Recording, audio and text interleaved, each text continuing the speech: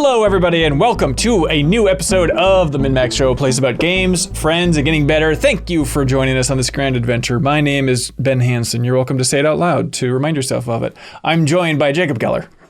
We shouldn't have connected. I'm joined by Jeff Marchiafava. Keep my name out your damn mouth. Hey, joined by Kyle Hilliard. Ben Hansen. Thanь you. And You said to say it. Returned once and for all. I guess just for this one episode, but he's welcome back whenever he really wants to. But the grand return of Suriel Vasquez. Deliveries are automated. Yeah, hell yeah, thanks. Nice to have you back here, Suriel. Former cohort who at some point said, I need to go on my own adventure across this haunted, tar-filled continent to the world of game development a while ago. And now your game is out, man. Merchants of Rosewall, congratulations. We'll be talking about it later on this very episode, Suriel, if you can believe it. I can. Okay. I will. Okay. Awesome.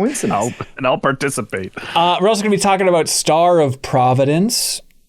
I'm very excited to talk about that game. We'll get to that in a bit. We're going to be talking about Wanderstop as well. And then kicking things off, we're going to be talking about Death Stranding 2 on the beach. But after all that fun stuff, we're getting to even more fun stuff because we have another returning champion. We have Charles Hart coming back to MinnMax to talk about his experience with Monster Hunter Wilds. Kelsey Lewin's going to be joining us. Once and for all. Kelsey Lewin's going to be joining us for a high-end Monster Hunter discussion.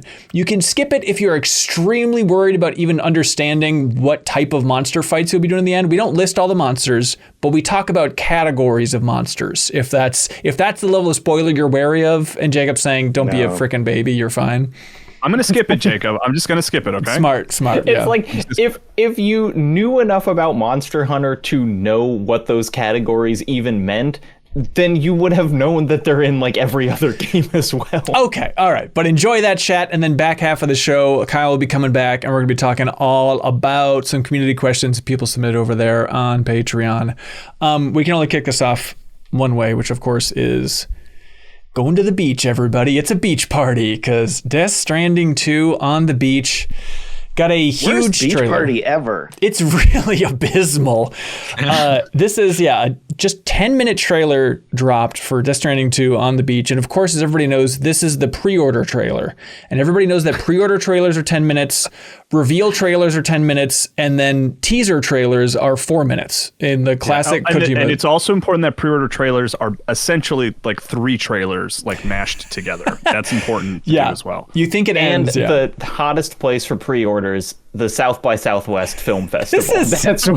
That's where we pop off on pre-orders. Like, I get it. They talked about music. You wanted to have, I'm sure Kojima thinks South by Southwest is cool as hell, and they focus so much on like the music in this game being made by Woodkid and stuff. And so they also announced that they're going to be doing a concert series. So I guess that's kind of the component for why it's cool to have it South by Southwest. But it's also like a film festival as well. Right. It's got it all. Yeah. But there's still like, as people were walking up for the panel and the crowd was like, all right, there, Troy Baker. I just kept thinking like, man, if this was a video game convention, if this was a new PSX, that crowd would be losing their damn minds for everything Kojima's saying. Instead of it feels like, polite attention paid by the audience here. It just doesn't feel like this is where it should have been. But what the hell do I know about game marketing? Did you guys also, I don't know if you experienced it this way, but I saw people in Blue Sky kind of like talking about, I didn't expect Death Stranding news on a Sunday. And I was like, I wasn't aware of this, right? I didn't know this was happening today. And I logged on and I caught the like trailer as it was airing. Like my timing was like perfect. And I only had to go back like 45 seconds to watch the whole trailer. And it was like truly, in a way that I didn't mind, I was like, oh my God, this is still going. Because I just had no expectation watching it live. Because I couldn't see the timestamp. And I was like, this is great. I'm so excited about all this. And I was like, there's more. And I was like, I couldn't believe it had been like 10 minutes when I realized and I went back and like watched it again immediately. I was totally enamored with it. It is like a Kojima thing to do these 10, 12-minute trailers. Yep. There are ones for a lot of the Metal Gear games, one for Death Stranding 1. And I was kind of thinking, I was like, if this was another game, especially one this kind of cinematic set piece oriented, I would be annoyed that they are absolutely showing things from like the final act of the game in this trailer. But for whatever reason, I'm like, you know what? Kojima kind of thinks of this as probably just editing a short film that is almost separate from the game, you know, that like, I think, honestly, I don't know how much he's doing on this game other than, you know, like writing the script, but like he's editing that trailer. He loves editing these trailers. And so it almost feels like it's like a separate thing to just get to watch this like 10-minute montage set to music, and, you know, and then I'll play the game and I'll see some of those things and they'll be in a totally different context and I'll be like, oh, like, I guess I saw that in a 10-minute trailer. But if it's like a marketing team pushing it, you would trust them so much less than like, all right, there's a big boss fight, even if it's the final boss, we got to put it in the trailer, you know? It's like, it's not even that I think he's not revealing things. It just feels like his goal here is to make a very fun, watchable trailer, almost more than it is to like sell his game. It's called the pre-order trailer, Jacob. I hadn't really thought about it from that perspective. It's like, why do I engage with all these? Where other games, I will hit a point where I'm like, I'm not going to watch anything else about it. And I think it's because like Kojima's earned my trust in terms of like keeping the secrets secret to the point where like he will edit elements of trailers, you know, like inserting Snake in Metal Gear Solid 2 commercials and stuff like that to make people think you're going to play as Snake throughout the whole game. And it's like, I just know he's going to make sure that the important sort of revelations are not teased at or hinted at in the trailers. Like he's just, I don't know. If you look at all the Metal Gear games, like all the biggest twists of those games were kept out of the trailers really well. Right. We should mention this trailer is wild and huge and pretty awesome and strange. You think, you know, once we've seen, you know, a stop motion animated puppet in Death Stranding 2, it's like, all right, how much weirder can things get? But it just escalates. And kind of the easy headline this time around is like, they're leaning into Metal Gear in a way that they haven't done with Death Stranding since, what was it, like the director's cut where the trailer was like the cardboard box? Like there was one Death Stranding trailer. DLC. Okay. Yeah, where it was really leaning into that. And then this one, it's like we basically have the head of like a Metal Gear Rex being put on top of a giant tar monster within the game. And it just looks like Sahelanthropus from Metal Gear Solid 5, you know, and it's in your face, but and it's delightful. There's a guy who puts on a bandana and looks so Snake-esque that I like gasped. I thought, my first thought was like, can Haley tell me if this is allowed? Like, is he allowed to have a guy putting on a bandana in another game? Can you put a copyright on light blue bandana? I think he's probably in the clear. Yeah, and in case you thought there would be subtext, it's just immediately pans to his skull, like it like flash cuts or whatever, to be like, oh, I wonder if he has anything to say about his relationship to Metal Gear in this. I wonder, maybe that was just coincidental. Who knows? Yeah, the funny thing is, so it's the actor is Luca Marinelli, and he plays a character named Neil in this game, and he's transporting somebody, yada yada yada. But apparently back in Ben, it's not somebody. It's the phrase brain dead pregnant women. Sorry, brain dead pregnant women. 45 seconds into this trailer. What is this, a YouTube comment section? But anyway, so he said apparently Kojima back in 2020, he was talking about how much he loved the actor Luca Marinelli, and he said, quote, I think if he donned a bandana, he'd be a spitting image of Solid Snake. And so it's funny, they're like, all right, I'm going to put you in a game, and then I can't help myself. I need to have you slowly put on a bandana in this game, and we can have a big moment with the reveal trailer. We didn't believe him when he said that, is what it was. So now he was like, I got to prove it to you guys. But it's so funny, too, to think about that idea of like, you know, PlayStation had that big announcement at the Columbia lot, whatever the hell, where it's like, hey, PlayStation and Kojima, after Kojima works on OD with Microsoft, the next big PlayStation game for PlayStation 6, it's called Sigint is the code name, right? And this is going to be kind of the spiritual successor to Metal Gear. So we're getting to that. But even before we get to the direct spiritual successor to Metal Gear for the PlayStation 6, still for the trailer, not for Death Stranding 2, they have to like, Metal Gear, everybody, how loud can we ring this gong for the fans to come around? Can we say that the gameplay parts, unclear what's actually gameplay, but there were several shots of environments in this where I said, like, are you kidding me, out loud? Just in like how there's a scene where Norman Reedus is kind of looking over this like mountainy desert region, and it's like, if that is actually playable terrain, there is just something going on with like the shadows and the geometry here that makes it look more legitimate as a landscape than any of the kind of big AAA games that we've seen attempt in this. And potentially you'll just be walking all over it. You know, it's like if it works the same way Death Stranding 1 did. Yeah, and also, I mean, the faces, I think, look incredible. Decima engines being used here, clearly a technical powerhouse. But I had the same thought too, Jacob, of like, by the end of this trailer, I was thinking, is this going to go down as the PlayStation 5's most technically impressive game? By the end of the console life cycle, you know, we're only a couple years away from it. Like, Naughty Dog's Intergalactic, perhaps, but this could be number one. GTA 6, I suppose. Yeah, different thing. But just the faces in this already look, I feel like, so much better than even GTA 6 reveal trailer. But this shot that got me is when he's looking up at the mountain and then you see the avalanche come down the mountain. It's like, oh my God, that looks so damn good. Yeah. I also really like that. This seems pretty, obvious, but like them exploring different parts of what America looked like. So there was that one shot that feels like it was kind of in the middle of like an Arizona ghost town or something, where it's like, here's the middle of the desert and here's like one house on the road. Like that is a thing that wasn't really part of Death Stranding, where you would occasionally find like urban areas where it's like, you enter like a dilapidated city, or you'll find like one kind of residential area, but like them kind of messing around with like hodgepodges of different parts of like American architecture and like different parts of housing. I think that part is an interesting angle that they definitely have a lot of room to explore there. And I'm excited to see like what the interplay is between like what areas used to be populated and what is just like the huge land masses of desert and stuff. Yeah. Do we know that it's just America for this? Well, they say something about... Is it the world now? Yeah, because they say like something about like the new continent, talking about...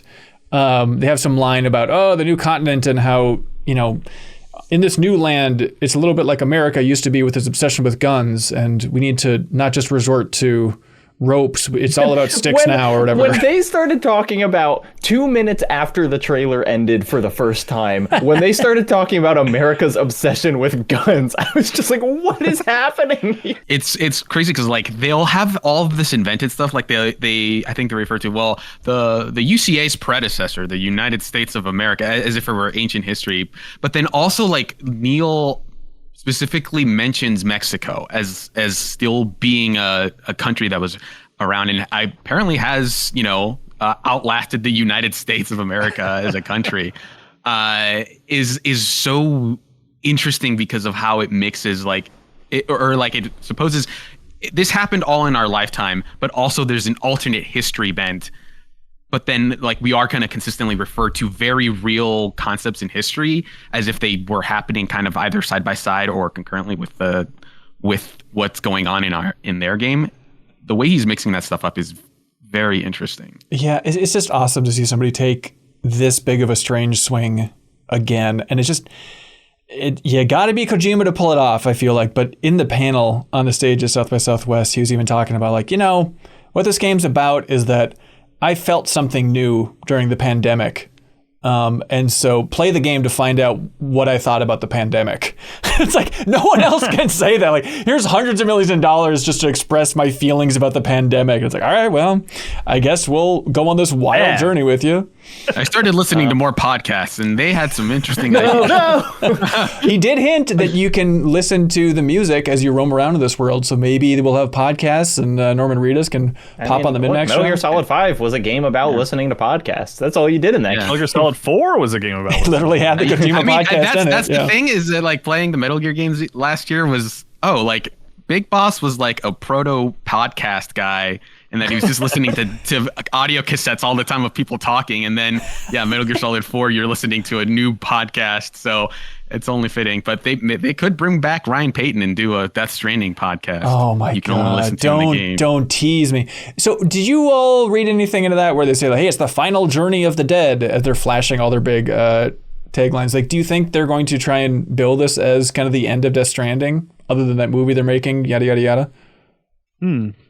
So, I mean, he's already got other projects lined up, but I mean, I don't think Kojima's capable of giving it like a proper ending. Every Metal Gear Solid game was the last Metal Gear Solid game. You're right. From 2. Yeah, it's better if you just tease a little bit with kind of that ambiguous statement. If it works that way, it works, you know? The thing that I've watched back a couple of times that really just made me laugh was the cast list, you know?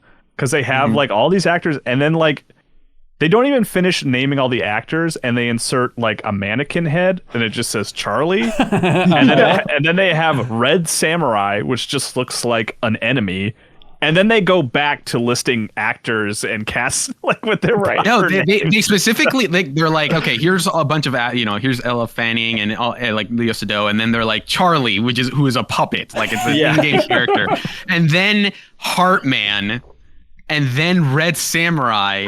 And then Deborah Wilson, and then Neil. With her reverse hand. How do I feel if I'm Deborah Wilson and I'm credited after a puppet and some other character in the game? I also love with both Heartman and the new George Miller character, it says like Heartman, Nicholas Winding Refn, tiny parentheses, special appearance, tiny text, performance by Darren Jacobs. Where it's like, that's not Nicholas Winding Refn. You face scanned him once, and then a different guy plays him for the whole game.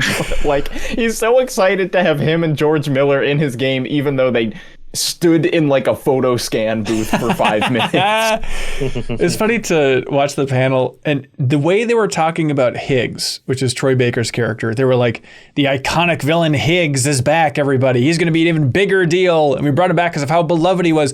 They're making it seem like he was like one of the most iconic villains in gaming from the first one. And like, it was, you know, a real Troy Baker moment where like he came out on the stage like filming himself with the reaction of the crowd. And it made me laugh though, because then like he nullified it completely by coming out, and there was like a light smattering of applause for Troy Baker, you know, some woots. But then he starts going like, like louder crowd, louder. But it's like, is that the video you want of yourself going out in front of a crowd and then trying to convince them to cheer louder for you and your character? Actors, man, can't live with them. And then Kojima, and then thank you. Kojima did say that Higgs is going to do some wild stuff in this game, and it's going to be so absurd that you will want to throw the controller at the TV. And then we get a tease of a tentacle coming out of his mouth. Unclear if that's what's going to make you want to throw your controller while playing the game. I like these big, like Farah's, you know, talking about the end of Split Fiction and what it's going to make you do. And Kojima's like, you're going to throw your controller at your TV. You're going to break your TV. You're going to have a Wii remote screen protectors. Yeah. And that's what I want you to do, because that's put on a wrist strap. That's how the pandemic made me feel. As I threw a controller once in 2021, so I wanted to make a game about it. The biggest shock to me, even after a tentacle comes out of Higgs's mouth, is the release date being June 26th. Wild. Especially, we don't know when the Switch 2 is launching, but it's probably early June if we had to guess.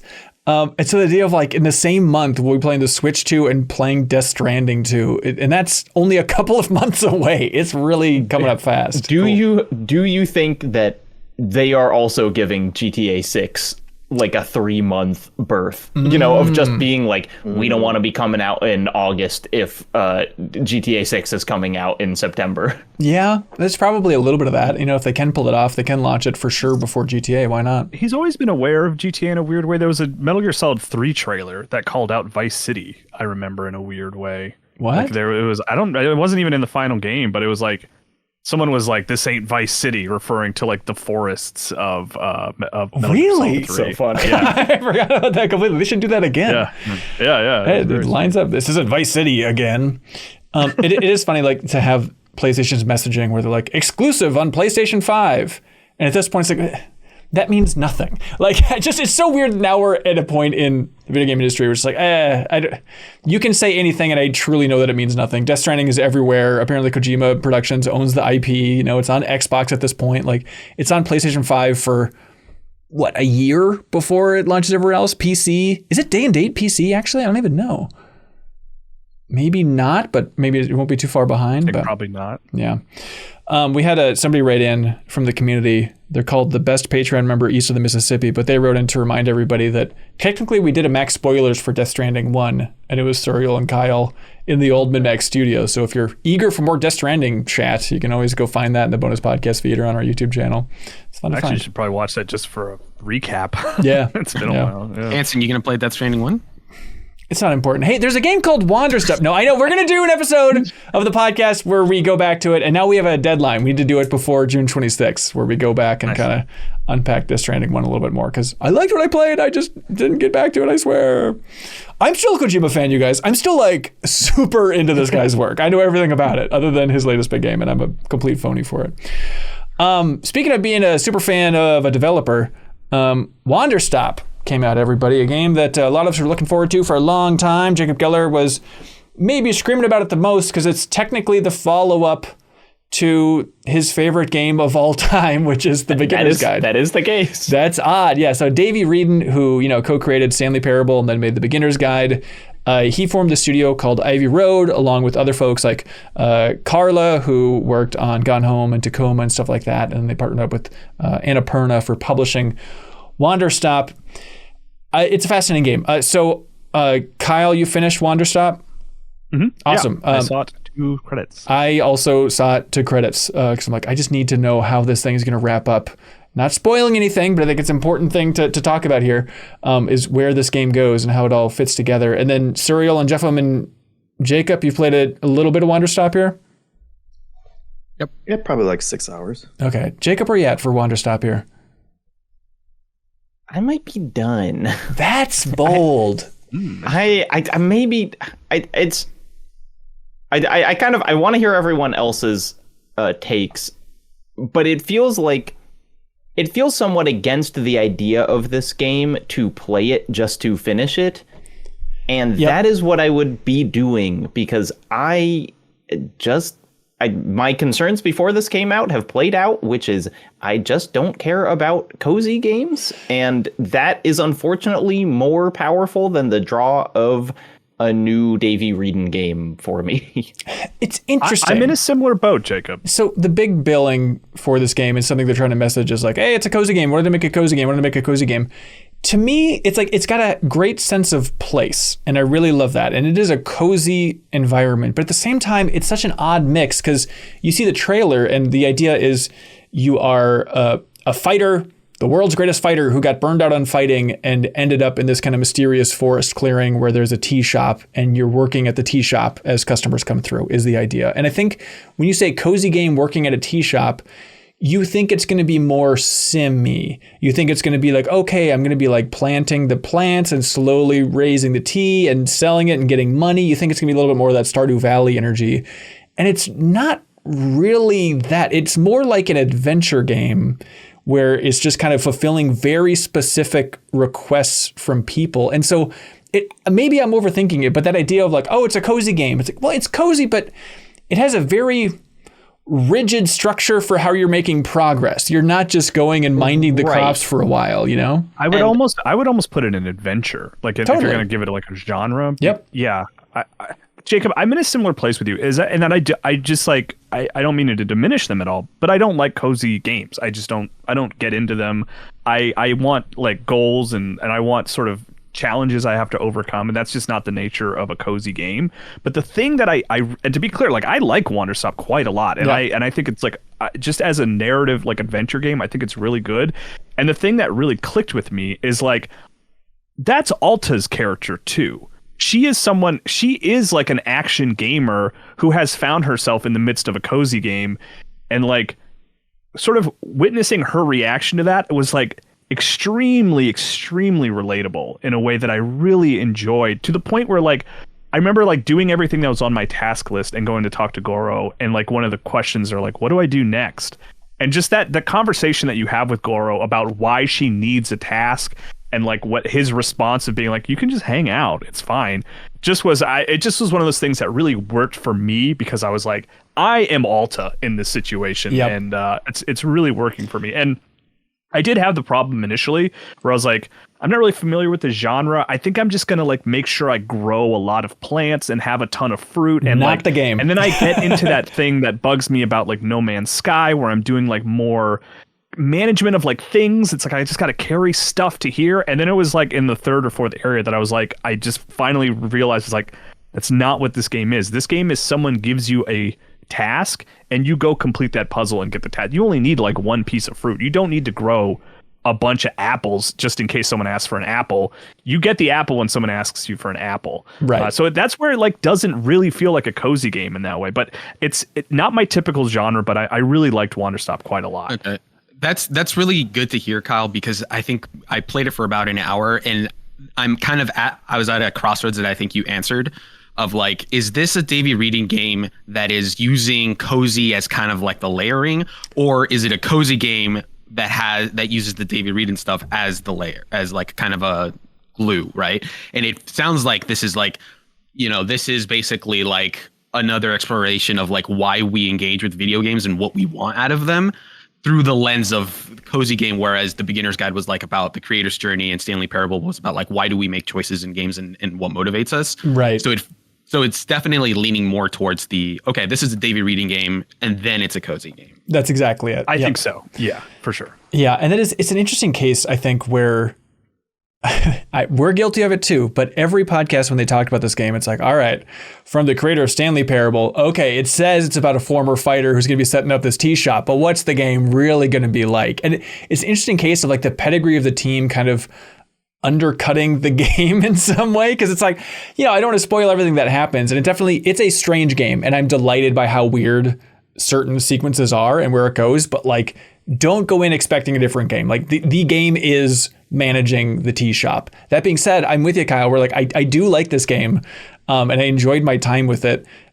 So just have those expectations in check. But it's a fascinating thing too, because the overall premise is that, the main character was burned out, and, it helps that even in interviews and, they're Vidocs and whatnot, to kind of preambles before trailers, they've talked about like, this is our analogy for where Davey Reading was at specifically for game development. If he was so burned out after Beginner's Guide and Stanley Parable and probably whatever he was up to after Beginner's Guide, that this is an expression of that, of like, this character is also just fried and worried about this one thing that I'm really good at in life. What if it just destroys me? What if I can't, quote unquote, lift the sword up anymore because it's too heavy, which is what they're working with here.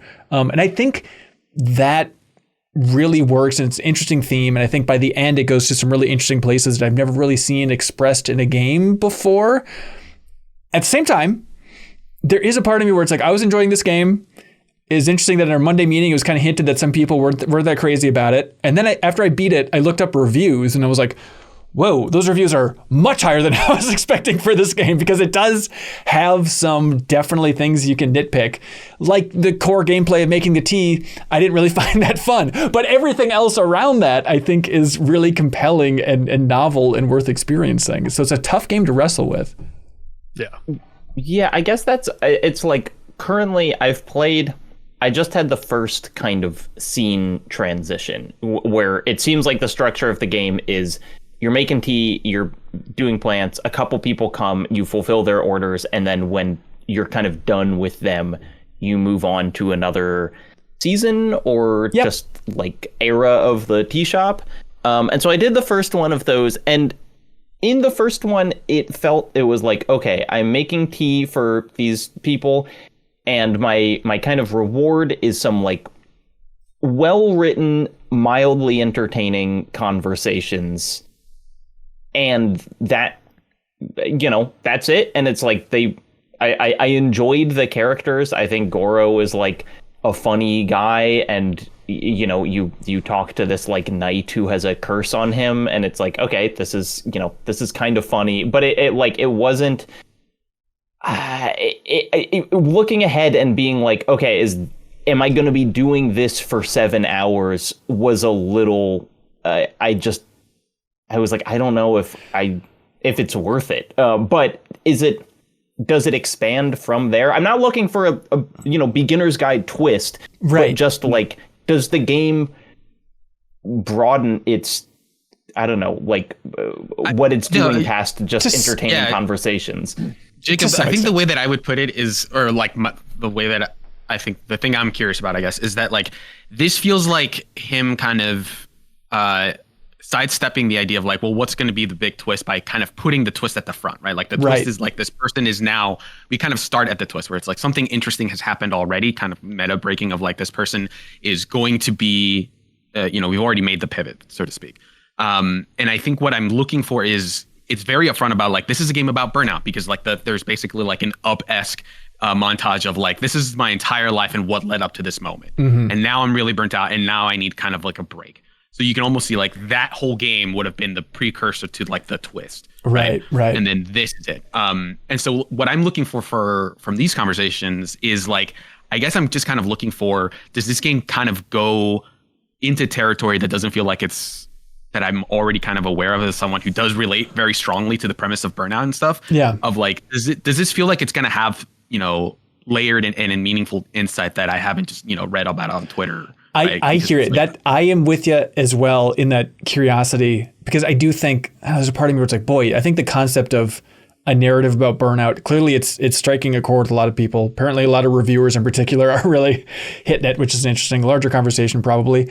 I would say, yes, it goes in more interesting directions, but it's still all kind of variations and more depth to that theme, and right. So that being said, maybe I just was more into the character and the character designs specifically than some folks early on. Like what really got me, I think, is that night that you mentioned, Gerald, early on. Jacob was like, I just love that character, like the doofy dad who's stuck in this night costume and he's got cursed by a witch. He doesn't know why. And he's like, I'm not too worried about it. I'm cursed and my leg is smoking blue, but I did 100 sit-ups. So I think I got over that. I think I'm going to be cool.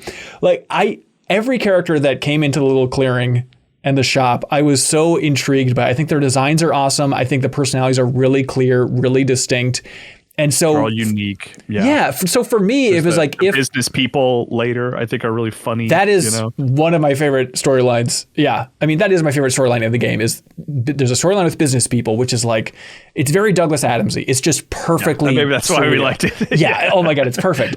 But that was enough for me. So if you're starting out in this game and you're like, I just don't want to hear some lightly amusing wacky characters talking as they contemplate themes of burnout, like that is kind of the game, and there are layers to it that I think are really interesting that it gets into later, but don't expect a Hail Mary narrative, I guess. Yeah, it's I really, and I think the idea of it, what I've read in some reviews, is kind of the place that it ends is interesting and doesn't seem like prescriptive, which I guess my fear is that I know the game Celeste means a lot to a lot of people, right. In terms of like its themes. And for me, it was a game where I was like, God, anxiety is climbing the mountain. Like, cool. I know where this is going to end from the beginning. Right. And I experience anxiety, and that game did not have like new things to talk to me about. And so I guess I'm like, yeah, I'm wondering if I'm going to like find a new perspective on the thing that the game is about versus, I hear you. Like what I feel like I could predict being the end of the game from the first cutscene. I mean, it's almost not fair to the game to be like, can this game expand my perception of burnout? Like, I don't know. I think if that's what the game is about, then it should have something interesting to say about it. I think it does. Okay. I think it does. I wouldn't say that I don't expect it to like solve burnout and say like, this is what you should do if you're burnt out. I think what I guess my best case scenario for this is like offering different lenses for like, new food to chew on. In terms of like, I hadn't thought about like this aspect of it or like why people would choose to do I think it has that. I think it has that. Like that I think is what I'm looking for more so than like, is it going to have, the philosophical equivalent of like, now we're pivoting completely to this other thing, right? Like, I don't expect there to be a big revelation. Ideally you would want kind of like small kind of, food for thought as you go.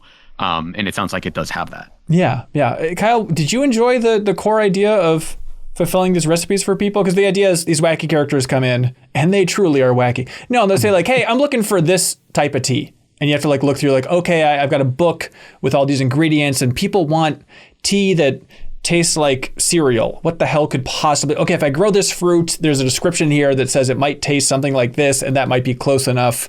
And then you're going through and concocting in kind of this giant Charlie and the Chocolate Factory style, tea. What's a tea maker? There's probably some better name for that. I actually did enjoy that because it was more of a, like I said, I kind of had to have, my mindset needed to change about it, where it was like, it's not about just growing ingredients and collecting them and having a library of fruits. It's about solving the specific puzzles. And in particular, I liked some of the final teas that you had to make that like made you use the contraption in ways that you didn't realize you could. Right. If that makes sense. Yep. Like, so I did enjoy that part of it. At first I was like, I just have to like always be growing these things, but once I realized it's more of just a singular puzzle, I did quite enjoy it. Yeah, I thought it was fun. Okay. One question I have related to that is actually like, how much do you feel like the gameplay intertwines with its themes? Because like in the first hour, it definitely feels like they are trying to almost implicitly get you to be more mindful about certain game mechanics, because like the process of gathering the ingredients and then making the tea is definitely more involved than like, okay, once you have all the ingredients, you press a button and then you craft tea, right? Like it is you have to go from like basically spin this ladder around this giant like glass contraption to like do all of the steps manually, right? In a way that is like you have to kind of stop thinking about your objective in the future, in a way that like, oh, we added quality of life where now you can just auto craft everything would make you focus on like, I need to do this faster, more efficiently. I need to do better, meet goals and stuff. But it seems like, between like, oh, all of the manuals that you have, all like the instructions are literal books in the world that you can carry on your person. Yep. And you reference them or you can put them down. And like, that is, I think, very intentional as a way to say like, think about what like every step of this process in a way that will occupy your mind and distract you from like, be more meditative by making the process more elaborate.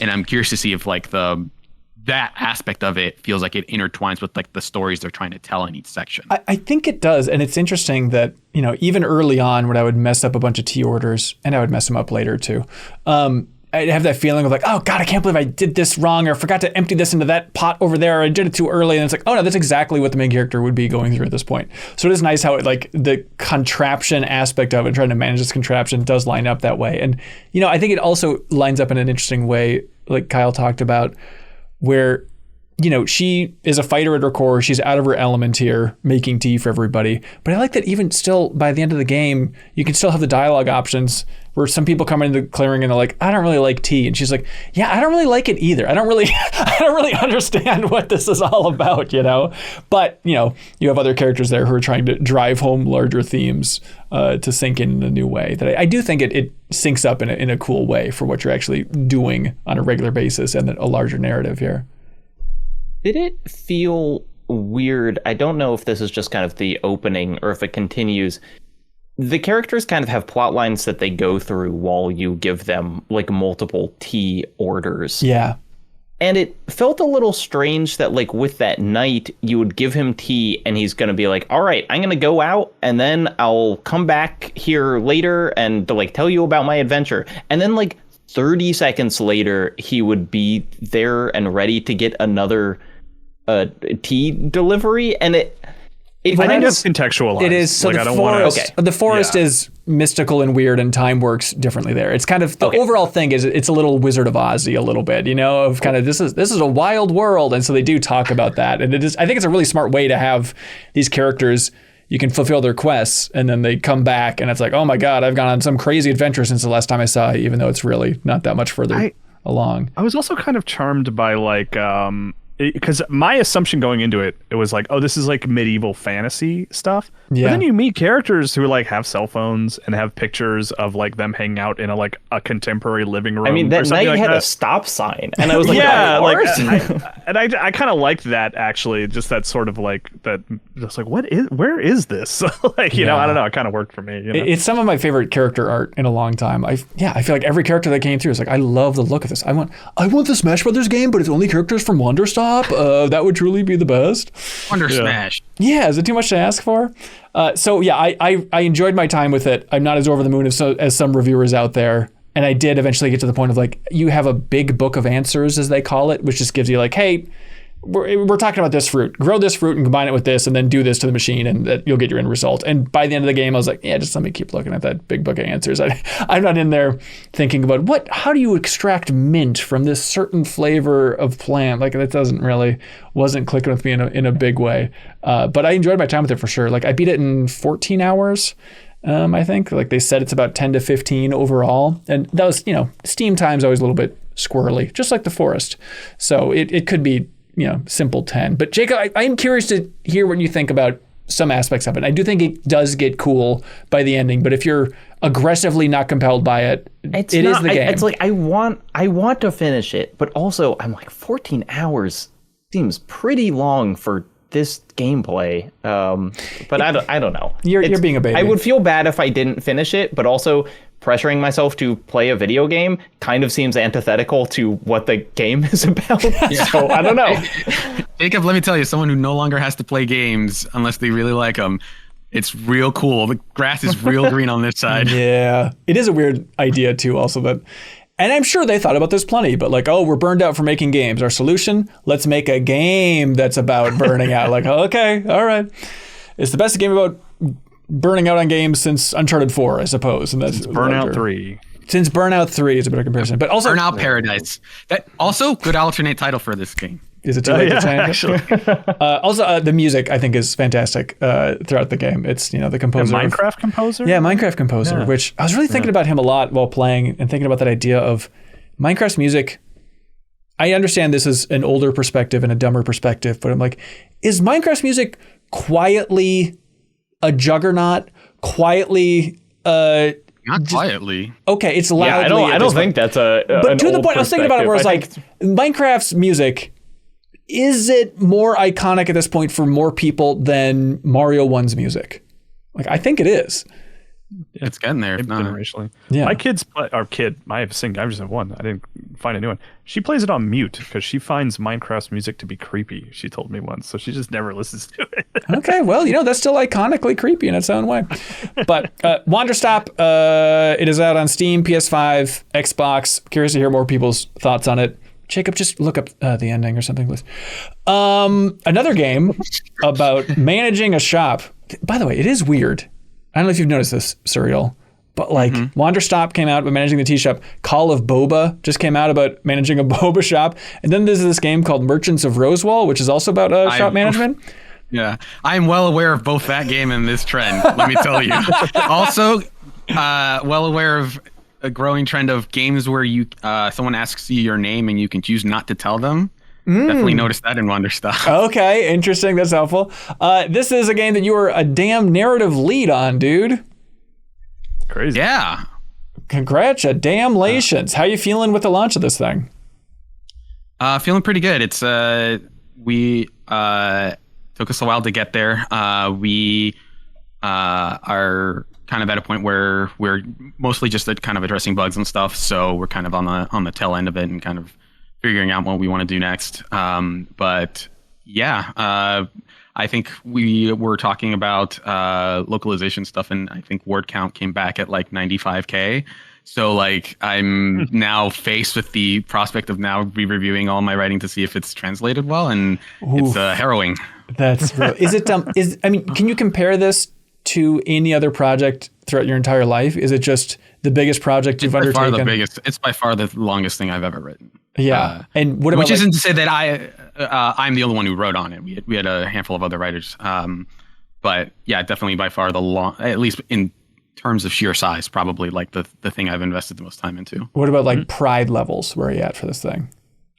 Pretty high in that, like it's I hadn't had any kind of like long-term professional experience in creative writing. I dabbled with it as a hobby for a long time. Obviously, you've all read and have listened to my fan fiction. That's right. Smash Brothers fan fiction. It's excellent.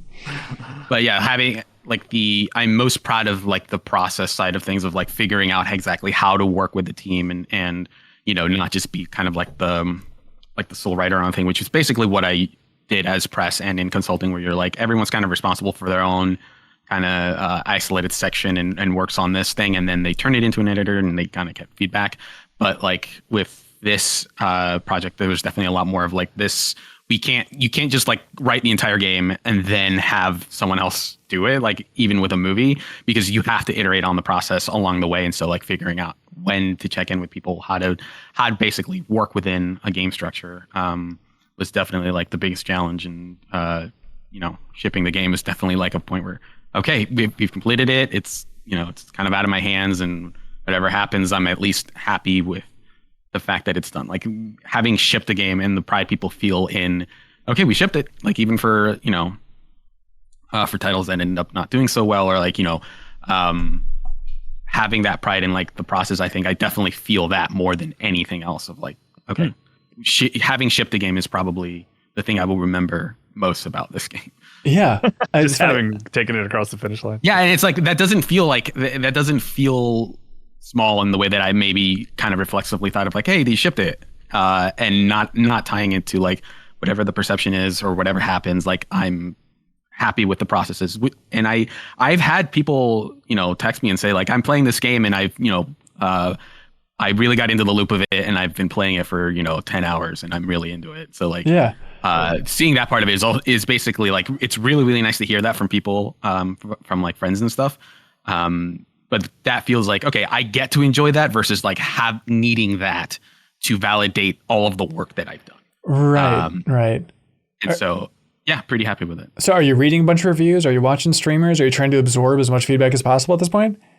I'm taking a very methodical approach. I didn't want to do it all at once because then, for one, I was working on other stuff. So like I couldn't like spend a bunch of time, but we had like partnerships with certain streamers and stuff, and watching their streams kind of over time, not like, using it like on my lunch break, I'll watch some of this person's stream archive and not feeling like I need to see everything everyone is saying about the game.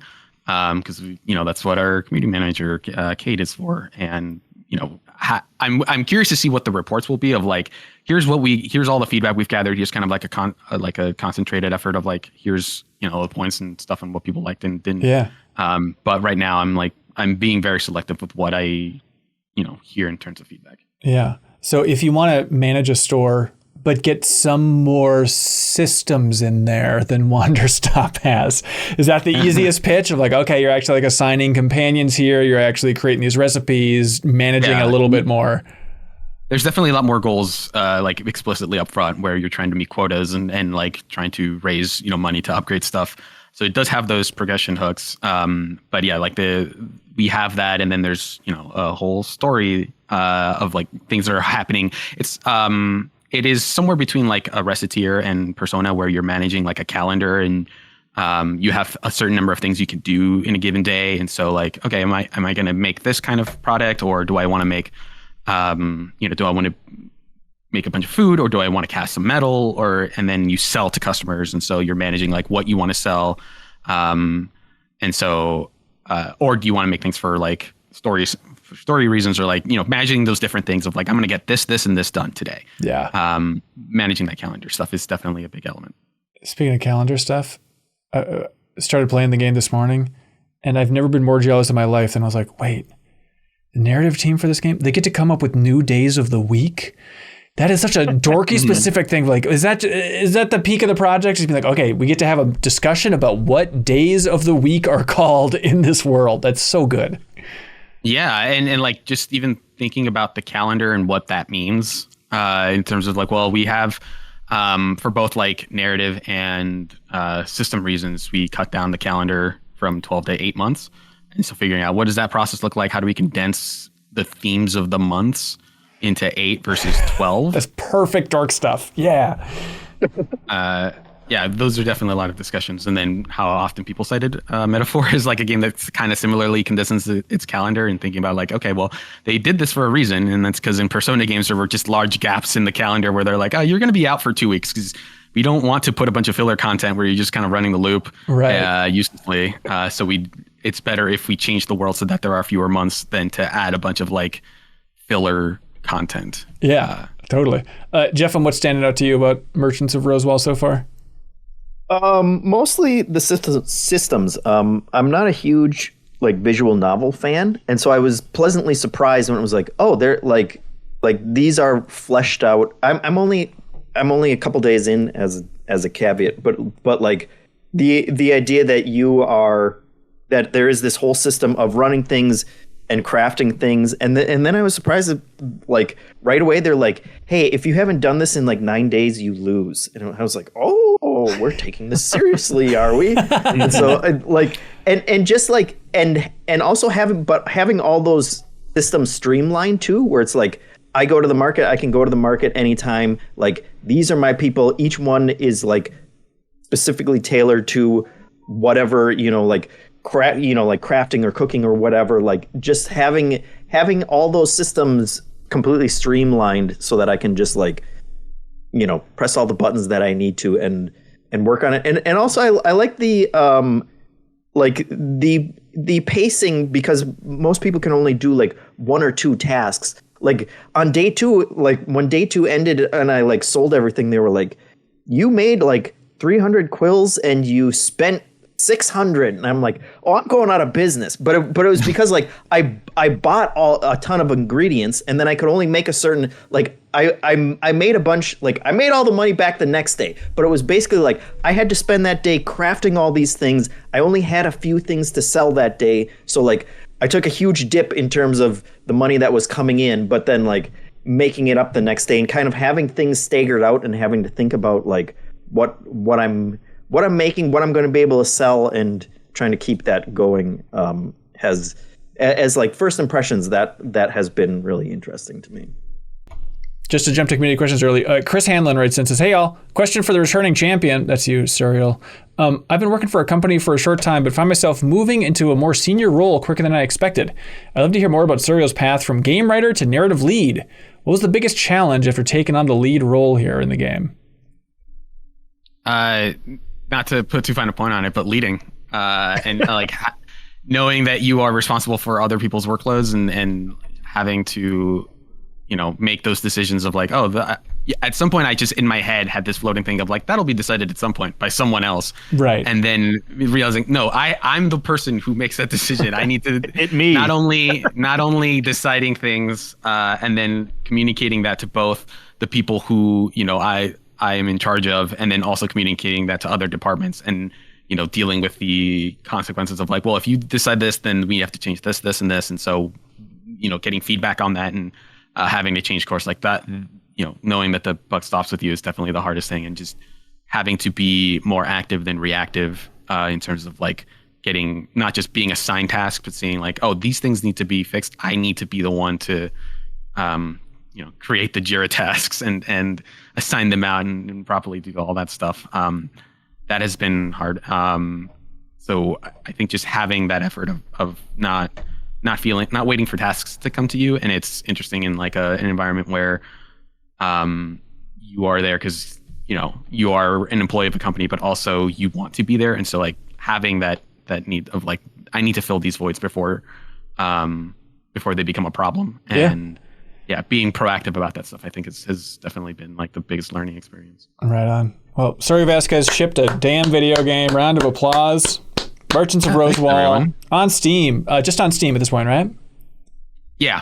Okay, sweet. Merchants of Rosewall, if you want to check it out. I'm going to Switch 2, Suriel. Can you reveal it here? Going to Switch 2. I can reveal that Switch 2 will be out this year. Oh, Ricky Winterborn wrote in as well, Suriel, before we let you go, and they say, hey, has Suriel continued to think about Advance Wars every day? I think so, yeah. I've thought about it while we were making Merchants. But every day when you were making Merchants? About it since we started the podcast? No, not since this podcast began until now. So I've checked it off my list for today. I've thought it. Hang on, do you hear that? Is this a mysterious new crew coming in to talk Monster Hunter? Charles Hart, Kelsey Lewin, welcome to the MinnMax Show. With a very well-coordinated clap. Oh there. My God, perfect magical clap. Charles Hart, thank you for coming back, sir.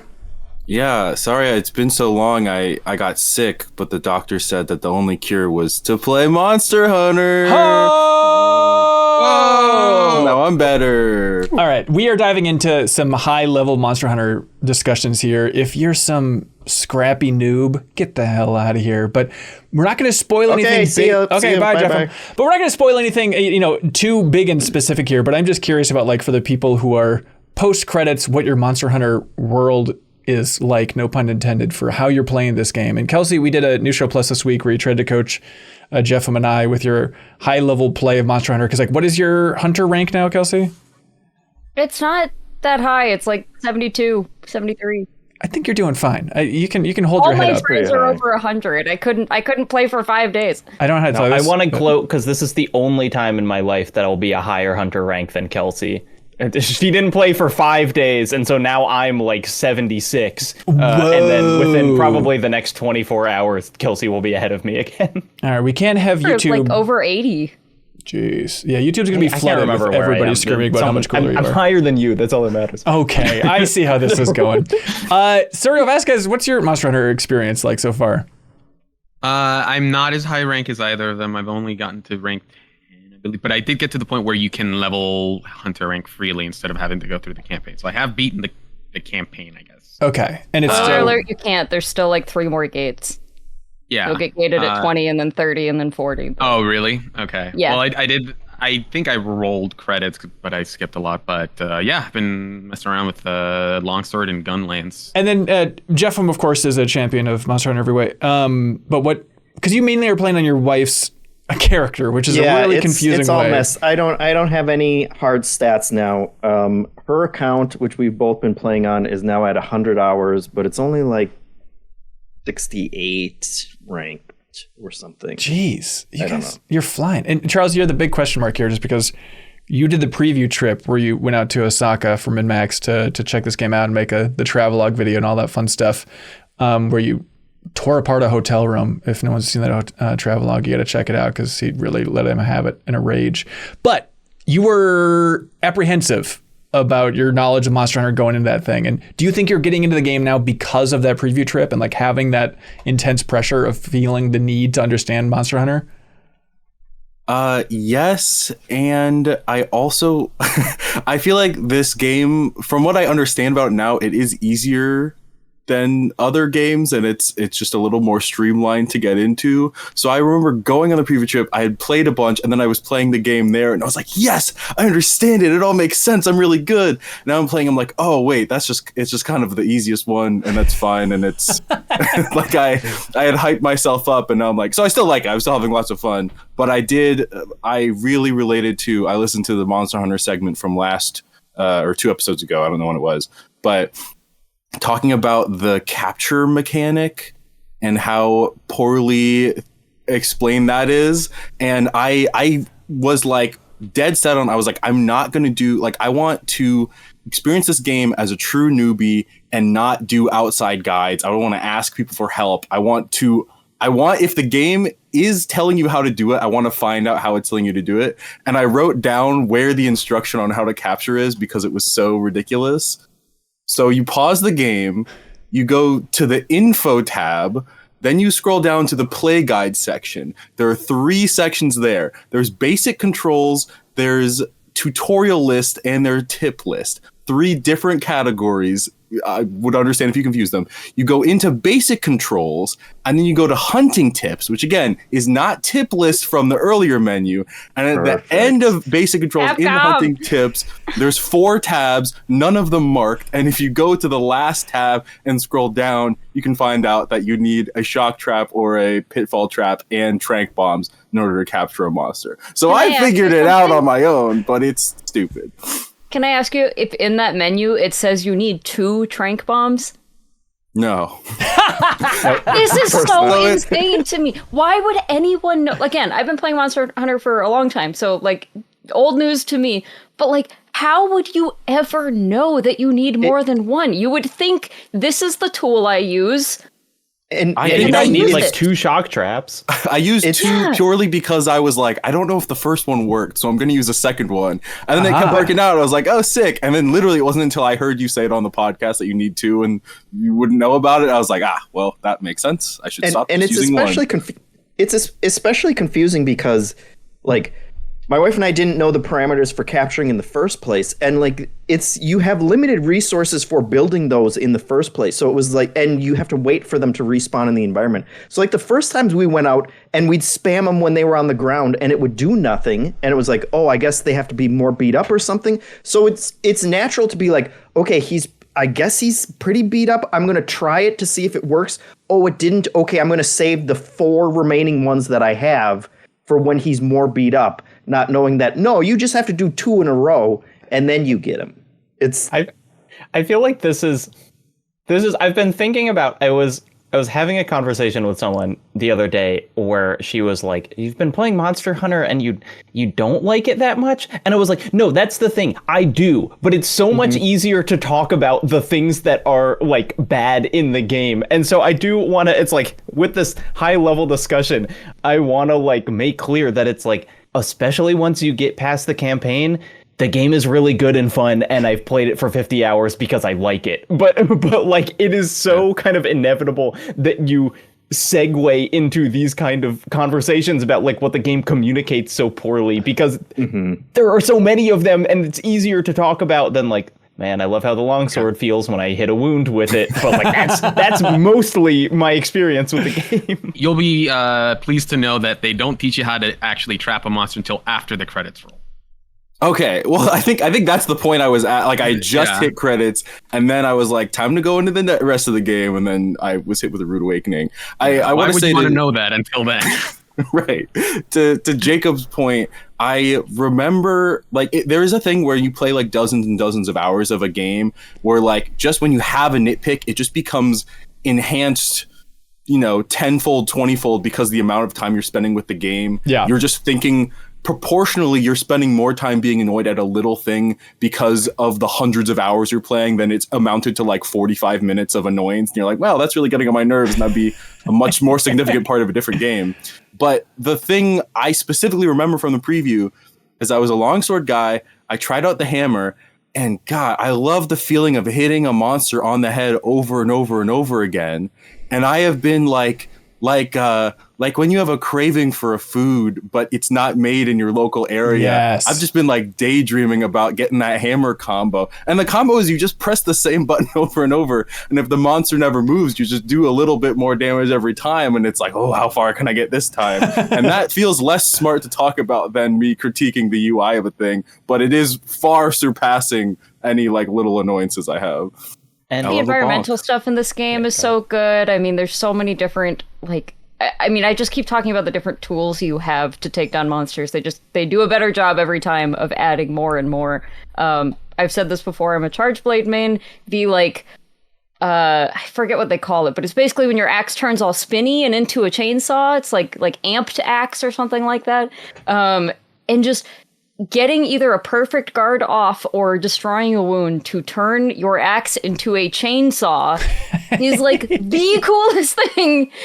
It feels so good. And I have to stop myself when I'm playing with friends, because I'll be playing with people who like, they also need to break a wound to do something cool or to change their weapon, or just like they do a ton of crit damage. And I have to like stop myself because the feeling of the chainsaw is so cool that I like want to do it every time, even if it's like not my turn, you know? Like, no, I need to hit this thing with a chainsaw. And beyond just kind of the simple good feeling, which is always present, one of the really fun things about like being high rank and your only goal being just kind of like get better is you start thinking about your different armor pieces and gems and weapons as almost like it's like fitting things into the back of a car or something, where every armor piece has a number of different both gem slots and innate skills that it comes with.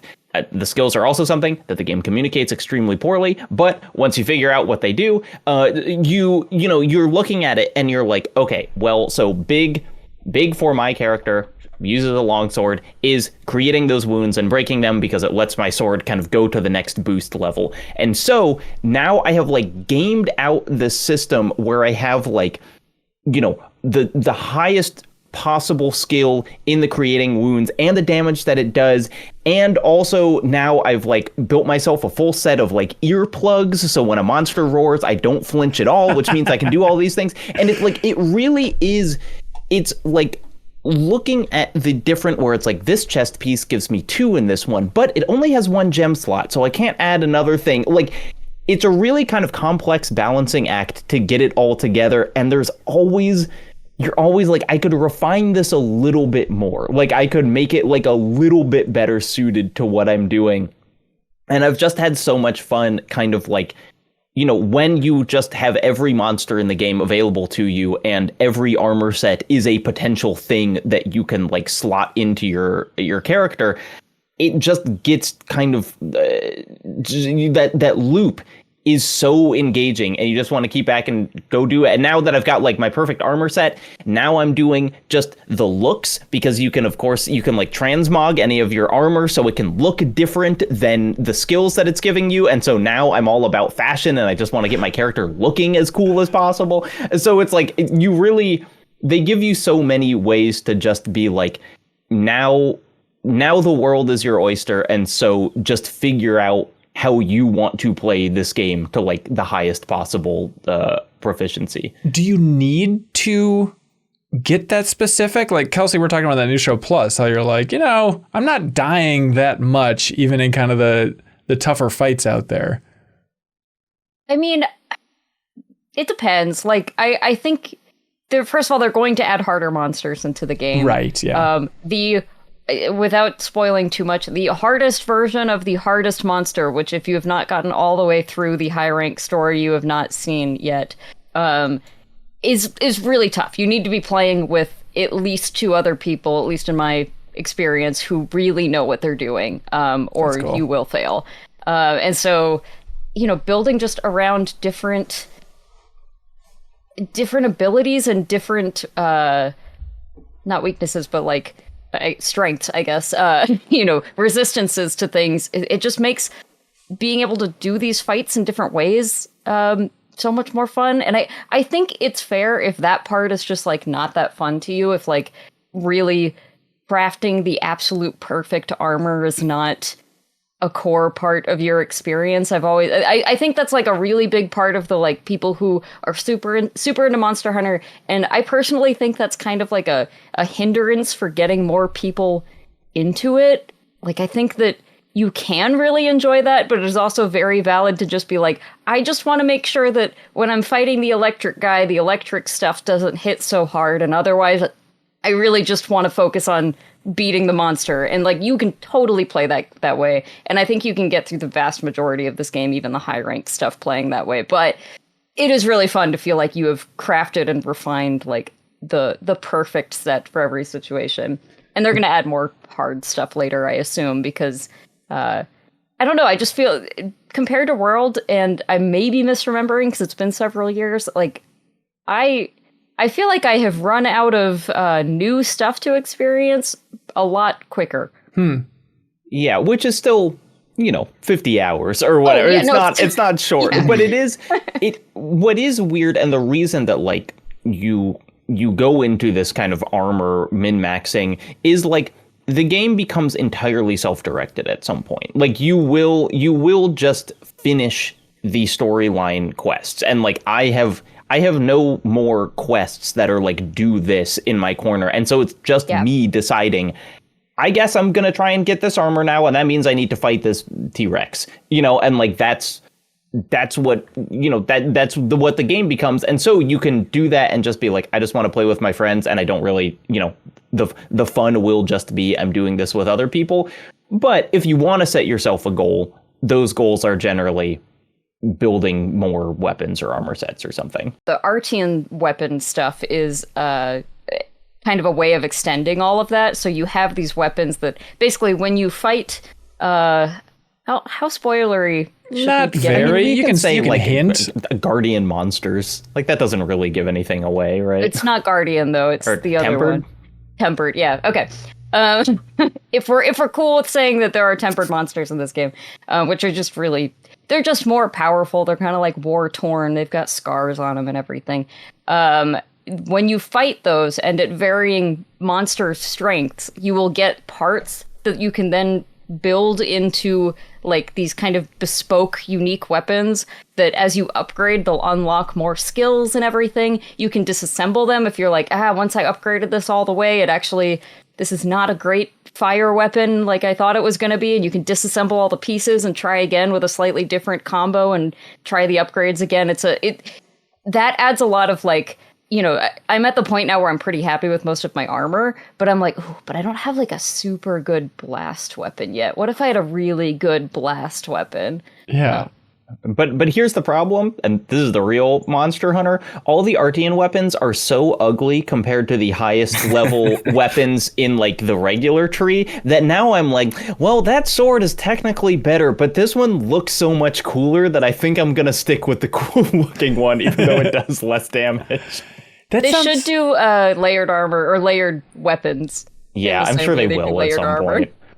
That sounds so nice. Like, is there any world, or are old Monster Hunter games more like this where, they're less focused on the story and it's just like from the beginning, it's like, hey, here's just a big environment, go out and find the monsters and take them down with your friends and get on that upgrade path?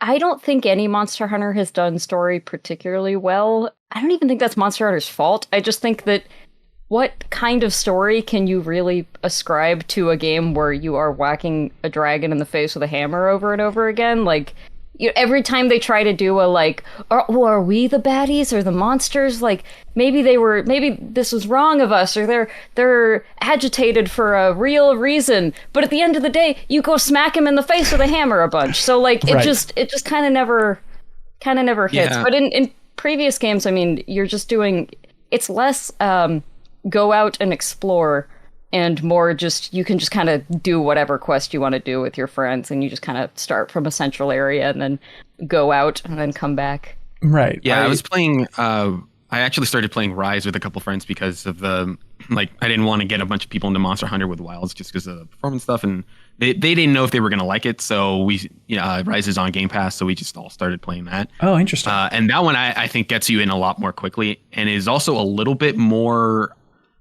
it's less guided in that like your goal for most of it is just like complete X number of quests to reach the next hunter rank. It's not like a thing where like for this next section you can't join up with a friend because you're going to be doing a story bit where you're going into the caves and like finding a monster there. So I think Rise is a little bit more kind of like just get in and do a little bit of co-op. But yeah, like I would love to have like the kind of like Breath of the Wild thing where you're just a dude running around a giant open world landmass and you're taking down monsters, kind of like that. But yeah, I think that is like the thing that they want to get you to. And then a lot of the like, well, you can beat the story, but that's not really the full game, is kind of like a Pokemon-esque, like, we have this whole thing for people who've already played the game, but we know that we have to have some kind of allowances for new players.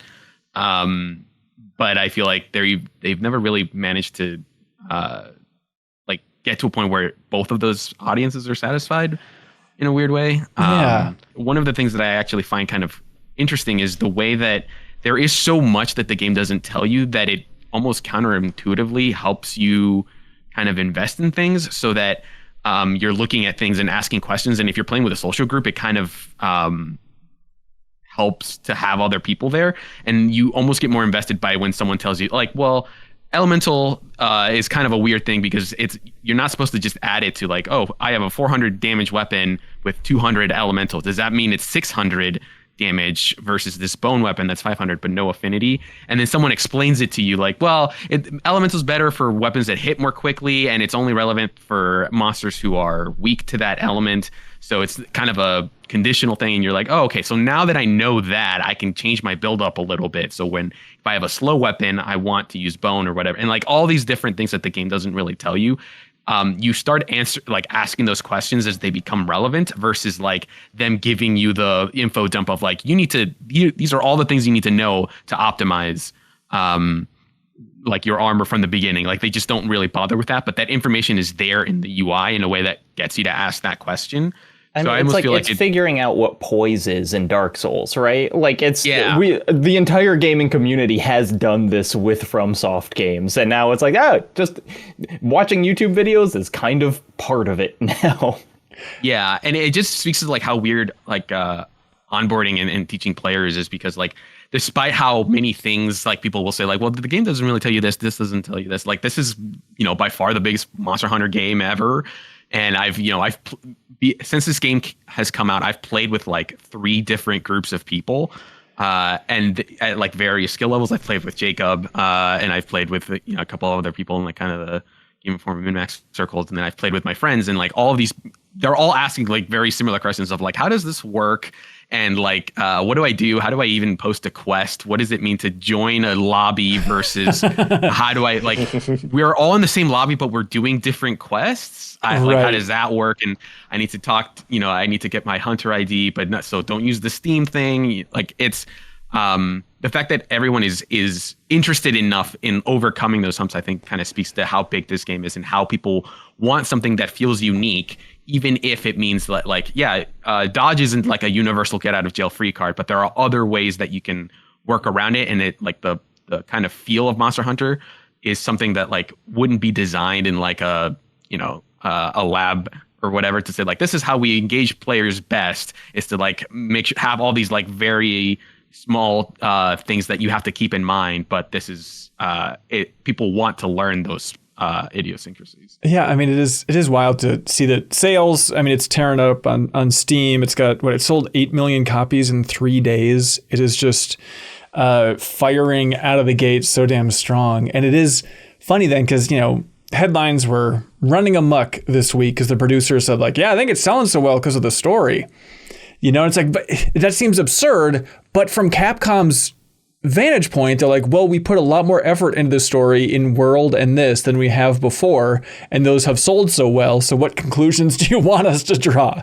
Maybe there's some focus testing where they could learn the opposite or something. Go to a forum or watch any podcast talking about the game. Not interested. I did want to say that. So like as a new player, I did like the story in that I enjoyed being guided around and having big set pieces handed to me. And I think a part where the game, I kind of struggle with it. I don't like playing with other people in games in general. I've had a PlayStation for, I don't know, 7 or 8 years. And I have one friend because he in real life was like, hey, I want to add a PlayStation friend. That's fine. And I was like, okay, whatever. Here's my username. But I just like don't play online with people. So there's a element of it where like you get past the story, which was guided and it was easy. And I don't really like the characters and stuff, but I really like when you're in a cinematic cutscene and it's like, Hunter, I give you permission to hunt this. I'm like, yeah, every time I'm the coolest person in the world. I got to the point where I was getting armor sets where it didn't show my face. And I just felt like Master Chief every time. It's like, I'm the only one that can do this. I'm the only one that brought the biggest sword in the whole world. But then you get to the point where it opens up a little bit. And that's the part that was, well, some people were like, finally, I'm free to do what I want. For me, that was when the capture side quest, I think, or it's a main quest. That's like a perfect example of all of a sudden now there's all these elements I have to concern myself with that the game didn't really teach me about because it wasn't relevant in that structure. But now there's a new structure, which is actually an old structure that it is relevant. So it is, I don't think that people are playing it for the story, but as someone who like started World a few times and was kind of turned off by the way I was being taken through it, and I had to watch tutorials to get into Rise. This was one where I was like, well, I did make it all the way through, and it was partially because I liked the structure of it. Yeah. I think that capture quest specifically is a case where that is the kind of campaign experience not really setting up expectations properly. Whereas if like after you beat the Guardian the main campaign or whatever, they instead of saying like, well, now this is the next story thing, and then it just being tutorials for like higher level stuff, they just had like a thing where like optional quests are like things that explicitly tell you like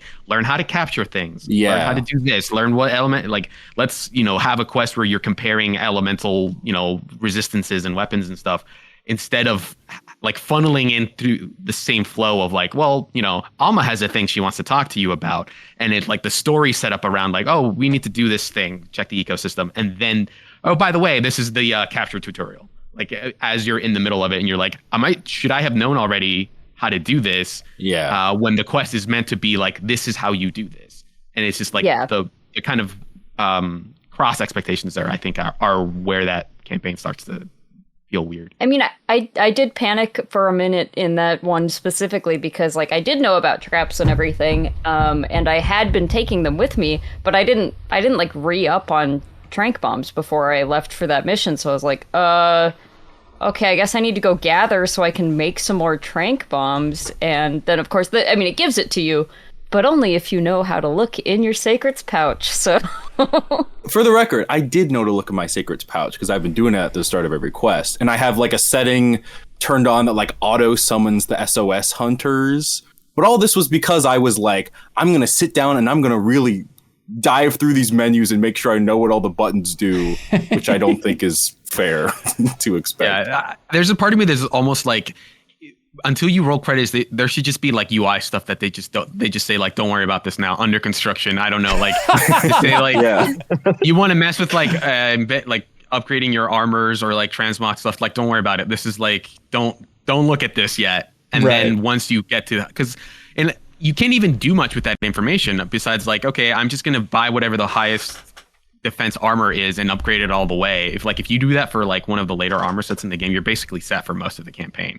And like, it won't be a big deal. And then, after you roll credits, like, by the way, I mean, they already kind of do that by showing you the rest of the like upgrade tree for various weapons after you beat the game. And that's because like the rest of that tree is not relevant to you. You're not going to look at it right now. Like, don't worry about what the skills do. Just you can beat the game without any of that stuff. Don't worry. We're going to show you that all later if you're interested. Right. Yeah. And then the campaign can be a jumping off point for like, do I want to keep playing and optimize, or am I good with what I've got? And the environments wowing people. Like on the Into the Aether podcast, they're talking about like, nothing's as cool as the Coral Highlands was in Monster Hunter World. True. Okay. I mean, I still really like all the environments. I think they're cool, but I do think that is true. Honestly, one of my biggest, it's a very mild bummer, but like the arena, which they call something else because it's like a area of prayer or something in the game, but what functions as the arena in this game, there's just not really arena quests. Like there was one really cool Hirobami one where in the past when you do arena stuff, there's a big gate in the middle that you can throw up and like separate the monsters and take them on separately. And I that's like a super cool just kind of twist on fighting the monsters. And like there's just kind of random monsters that show up in there, and usually not particularly difficult ones, even in the very end game. So I wish they were doing a little more with that.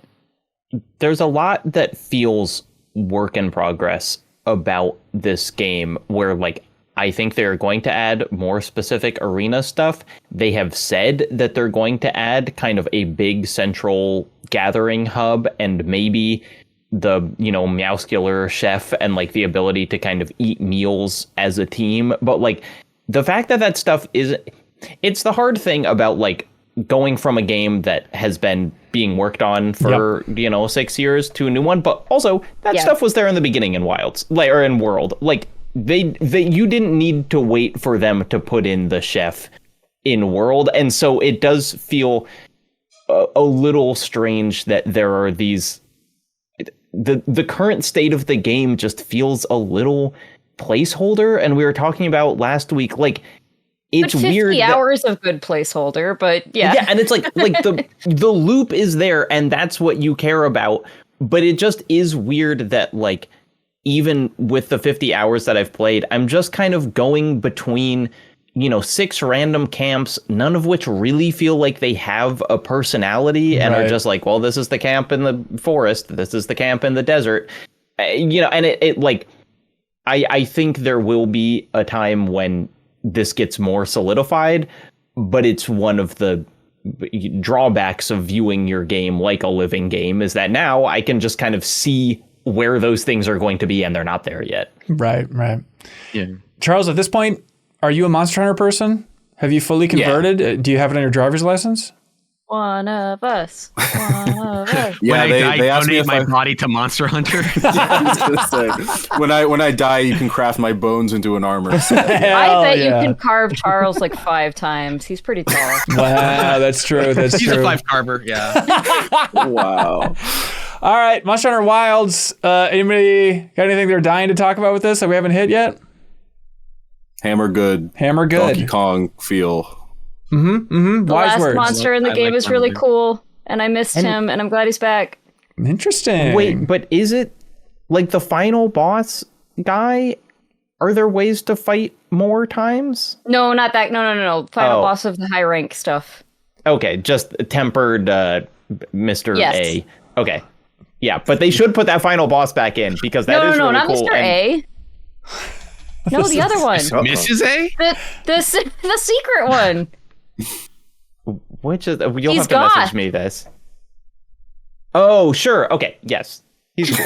He's goth. Okay. But like the final There's boss hints, before everyone. credits I'm very rolls curious to is see who also this really is cool, now. and you only can get to fight fight Wednesday. Awesome. Charles, anything you want to say? Or Kelsey, anything you want to say? Or do you want to say it in unison before you clap on out of here? We love Monster Hunter. Monster Hunter. We love Monster Hunter.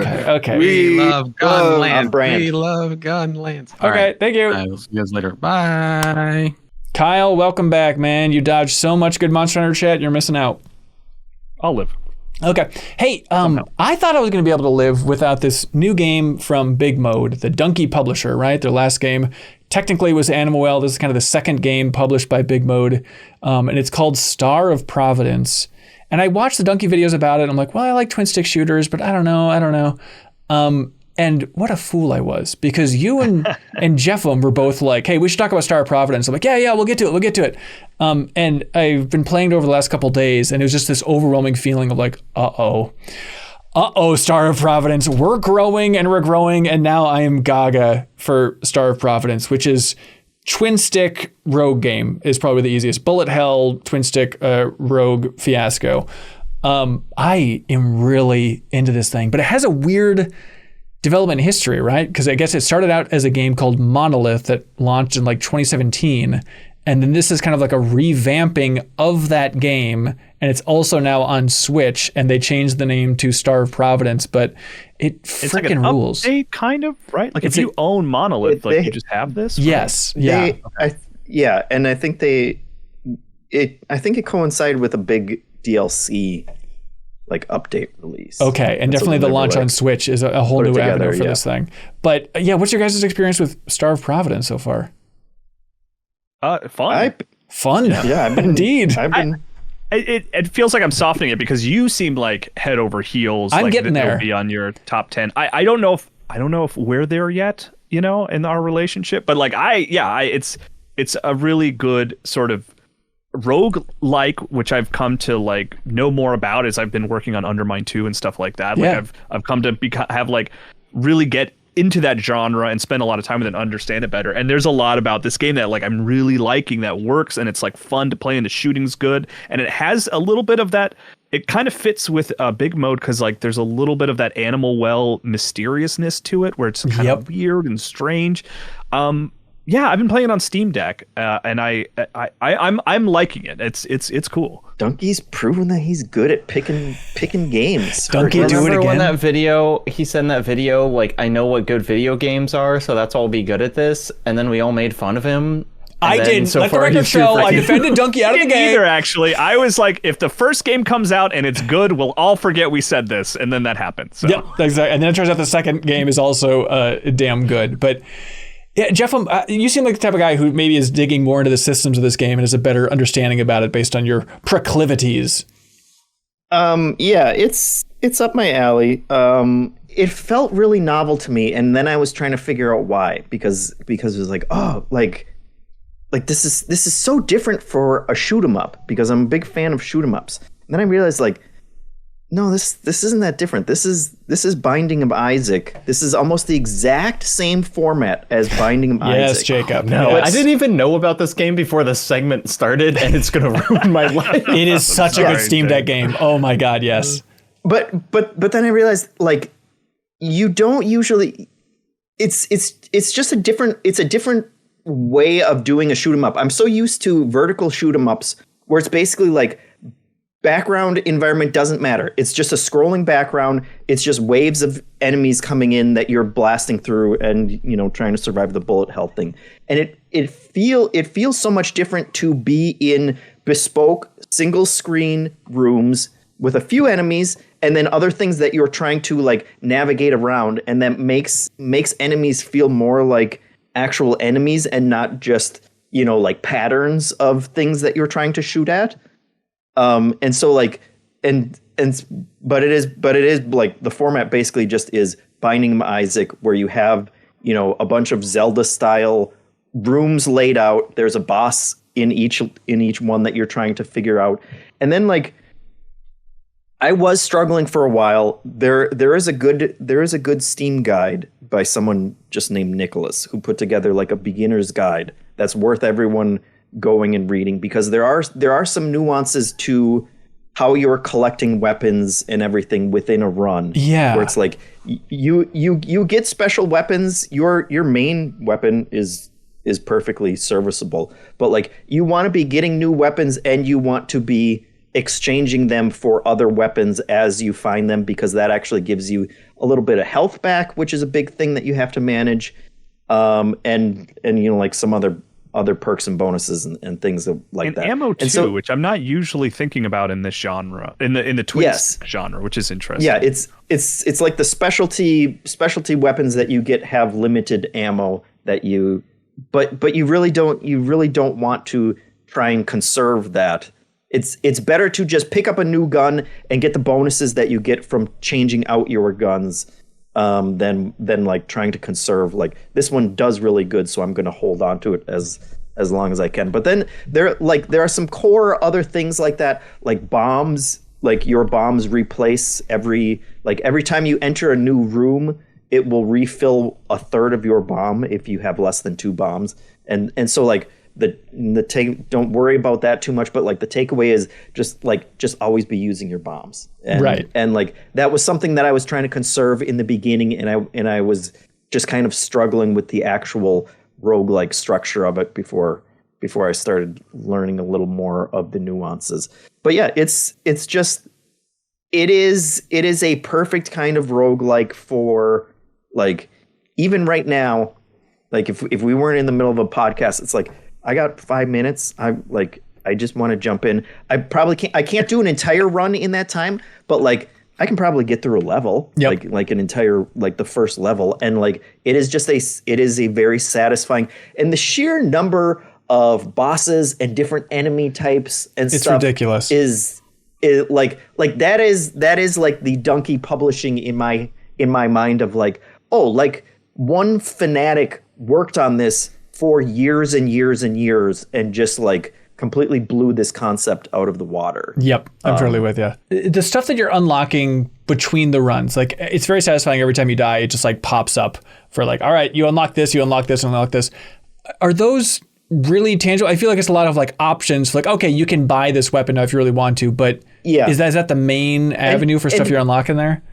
It is, and my one semi criticism at this point is that like the roguelike structure of it has thus far been very traditional, in that most of the unlocks that you get are just unlocking things that will be added to the pools that you may see in future runs. It seems like there's kind of a, Galaxy Brain strategy for that too, because like the guides and tips that I've read have been like, oh, well, if you get this, if there's one upgrade that you can get that's like, it'll refill 10 hearts or whatever, which is the majority of your health and stuff. And they're like, but don't pick it up early. Like, wait and hope that you get that towards, the final layer or level once you get there, because if you take a power up, it's taken out of the pool for the rest of that run and things like that. That kind of very traditional roguelike format is not my favorite at this point, and I like a greater sense of meta progression and stuff like that. And this is very much a traditional one where it's like you will eventually beat the final boss because you have gotten better at the game. Right. And you're not like adding on to like, well, now I have now I start with 13 health every run, or I've unlocked these shortcuts or whatever. It's like you put in the time, but it's like it's so short and bite-sized and satisfying tactically that it's something that I keep coming back to. Yep, I'm totally with you. It's like it's just little moments like, okay, this is really smart. Even just the ability of you can pull up the map at any time and then teleport to any square on the map. That's like that's such a easy shorthand thing. It's like, yeah, why wouldn't you be able to do that? Of course, like that kind of second to second combat is the fun thing. Upgrading your weapons is the fun thing. Like traversing the environment slowly to get from one side of the map to the other is not really going to be the appeal here. Just think of it, Jacob, like imagine a miniatured adventures where you can never get stuck in the map, where it's all easy to navigate. You'll need to stop selling me on this. I'm legitimately, I'm going to get it immediately after this podcast, and you'll probably never see me again. Perfect. You looked upset as Jeff was explaining. It's just like it's hitting too many of my buttons. Yeah, it is very good. Yep, lock it in. It's like I'll be playing this all year for sure. There is, in terms of like smart additions as well, like you can unlock a mirror back in the little base that you go back to every time, and one of the options in that is that you can practice any boss fight that you've gotten to. And that is so good because the boss fights can be like one of the biggest hangups, where if you haven't really experienced that boss much, that is when like real bullet hell kind of patterns and trying to figure out how to dodge stuff comes in, and that can be very helpful as well. That's perfect. And also then you can just look at this giant list of like 50 different bosses or whatever, and it's just like, oh, there's so much content that you have put into this. It's very impressive. Yeah. Star of Providence is the name of that game on Steam and Switch if you want to check it out. Another game one little weird quick tip on that, just Star of Providence, totally, because I ran into this, and maybe I'm dumb, but like you have to manually change the settings to be using a controller. Yeah, that is true. On Steam Deck especially. Okay, like, what the hell's going on? It doesn't automatically, even on Steam Deck, it didn't automatically notice that I was using a controller. So just heads up on that. Like that makes a big difference. Yeah. When I started that, the first thing I did was go into the controls, and it was like, oh well, like I can jerry, like I can customize. I know how to customize my controls on Steam Deck, so I can just jerry rig this to work how I wanted to, and it was still super wonky. And then I foolishly looked in the options, and it's like, oh no, there's like a controller mode that you switch to, and then it's just pure and strict shooter. Because normally it's like you control your aiming with the mouse, so you're like moving your mouse around your ship in a weird way, and that like figuring out. There probably is a way that you could custom bind that for the Steam Deck controls, but just turn it to controller mode, and you'll be fine. I'm turning mine to big mode when it comes to paying attention to future releases. Well, there's another game that Jeff was screaming, like, for the love of God, I need to talk about this. And I know it's so far up my alley. It's a parody of myself, and I apologize. I'll just apologize on your behalf ahead of time, Jeff. But a game came out that's called Aotenjo: Infinite Hands, which is Balatro with Mahjong. Yes, listen, guys. I was on last week's episode. Can't remember what the games we talked about, but I did not talk about any roguelikes, and I'm blaming you guys brought up Star of Providence, so that doesn't count against my allotment. Okay. Aotenjo is Balatro with Mahjong, and it is freaking amazing. It like the high level pitch for why you should care about that, I guess, is that like they're both essentially, and it completely apes Balatro's like to a T in terms of what, like, it would be shameless if the game didn't turn out as well as it did. Okay. But high level sales pitch is that like they're both essentially set collection games where you're just trying to make patterns. But in like Balatro, you have like poker has like 5 or 6 patterns that you're trying to make, and turns out Mahjong has like 70 or 100 different patterns. Yep. And so like they have gamified that so expertly, and like you can upgrade each pattern, you unlock them, you add more points to them. There's like the same identical like scoring mechanism where like you get points from like the tiles that you are playing, but then the patterns the patterns that you're filling out are essentially like the multiplier that you're multiplying the two numbers by. So you're trying to balance like which ones you're adding to all the different, you know, artifacts and upgrades and things that you're getting. Also add to that as well. But they also like came up with a really smart way to translate Mahjong into like the format, because each hand that you have, you play 4 rounds. And normally in Mahjong, you have 14 tiles. You normally each on your turn, you will like discard one and you will draw a new one.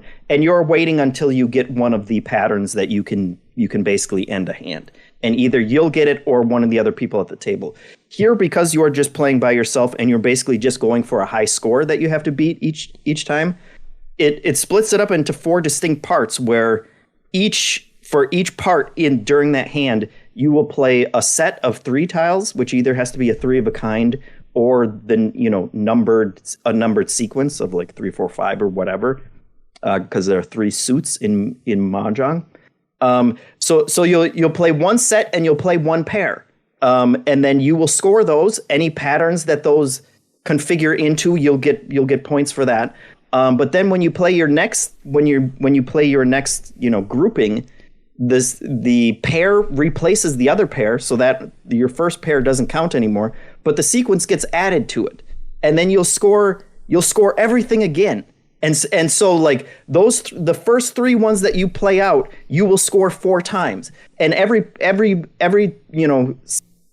subsequent sequence that you add to it gets scored, and it also like they all build up for the different patterns. So like you'll play your first 3 tiles, and if they're all the same tile, you know, or they're all the same suit and the pair is the same suit, that will count as a flush, and you'll get some points from it.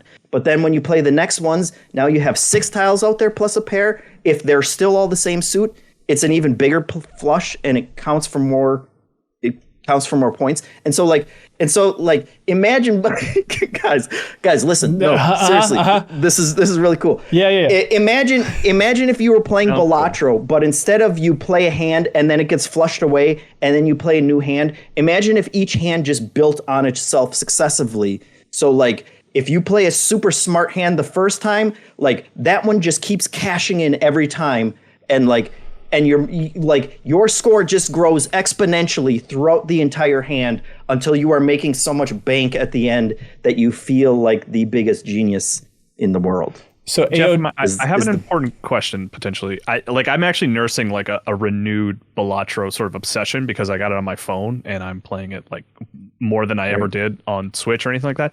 But my thing with Balatro is always like I really continue to really not know poker. Like I feel like I've finally gotten a handle on like the hands, and like can I play this without understanding anything about Mahjong? Like, is that even conceivable? So yes, and I had, when I streamed it last week, I had people asking if this will help you learn Mahjong. It is hard to say, because I knew some stuff about how Mahjong played beforehand, and so like the way that they're breaking hands up into different chunks is completely different, and that would not help you. But essentially, like all the pattern building that you're doing, most of them, if not all of them, are real Mahjong patterns. And so like you will be learning those. If you're still figuring out like what flushes and you know full houses are, I'm not sure how quickly you will learn them, but you have like a big book that like will tell you what the different patterns are.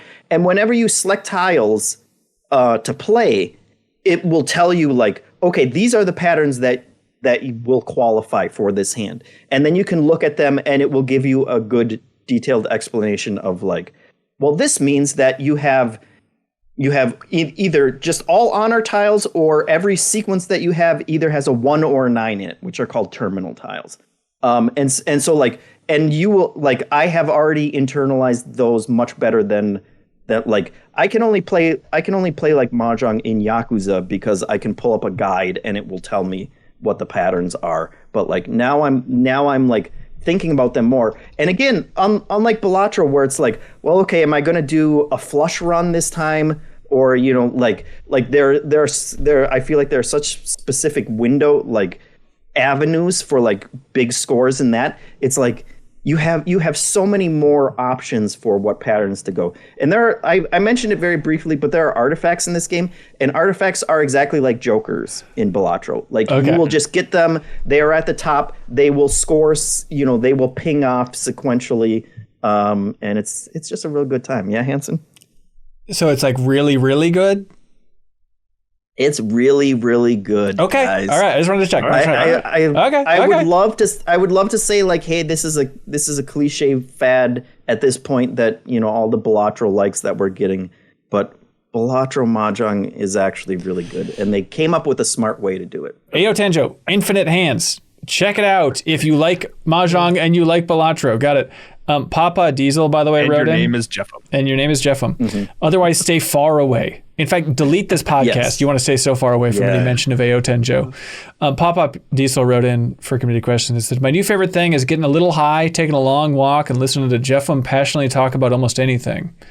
Some roguelike nobody else cares about? I'm sold.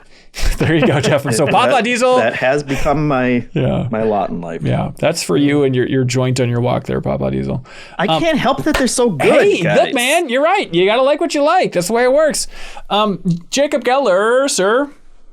Yeah. Did you know that MinnMax wouldn't exist without new supporters jumping in to help support it directly? Because people drop out on a daily basis. So people like Jacob C., here, no relation to you, I presume. They jumped in at the $2 tier, which gets you access to the Discord, gets you access to submitting questions and comments for the podcast, for the deepest dive, all that fun stuff. The Discord is really the place to be, though. Somebody named Anne jumped in at the $5 tier, Jacob Geller.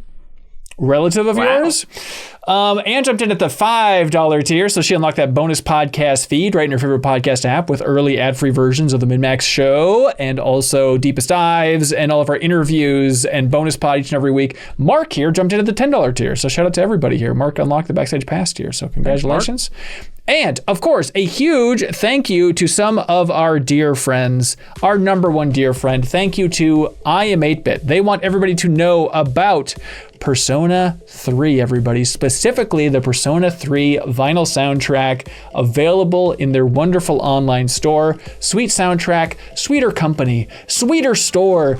They have the full Persona 3 Reload soundtrack. It's been restocked, ready to go, and you can pre-order, actually just order, I believe now, the Persona 3 Reload Episode Aegis soundtrack as well. So check that out. It's, of course, a beautiful vinyl thanks to I Am 8-Bit's wonderful physical productions over there. Help support I Am 8-Bit because they support the MinnMax community in a huge way. Go to their store, check out I Am 8-Bit because they ship out a prize each and every week to whoever submits the best question over here on Patreon. Supports at any tier. You can submit a question. We choose our favorite question. That person wins a prize. This week, that person wins. What is this? This must be an error. That exact Persona 3 Reload 4 vinyl set from I Am 8-Bit. This is a huge prize. That is huge. So thanks to I Am 8-Bit. So you can go there, enter the promo code Green Machine for 10% off of everything in their online store, except for pre-orders and except for Atlas vinyls. Other than that, it's the place to be. So here we go. Big community questions. Y'all ready? Mm-hmm. Great. Xavier Richardson says, hey, MinnMax, my wife and I were talking about Haze-like games the other day and came to the conclusion that their 2 most recent games haven't been vibing with us the same way as Way Out because of a serious lack of narrative quality. I almost wish that at this point they'd go full Astrobot or Mario route and just make a fun-ass co-op game while almost completely ignoring narrative, because at this point their narrative writing is actively inhibiting us from enjoying their otherwise really cool games. It's a bold take, Xavier. You're not alone. A lot of people I hear are complaining more and more about the split fiction story in a way that I don't understand, but I don't know if that's just because I'm streaming it, so I'm inherently not paying attention to it as much as other people are, but it seems totally fine. I certainly would not want like a Haze-like narrative-free co-op game. Like, even if I'm not like overjoyed by the story, like a big part of the fun as I'm playing it with my daughter is like discussing what we think about the story in real time and the characters in real time, even if it's negative, like that's a huge draw for me. And I also like just how I was really impressed with my daughter's sort of succinct sort of explanation of it. She's like, this is a Disney ride.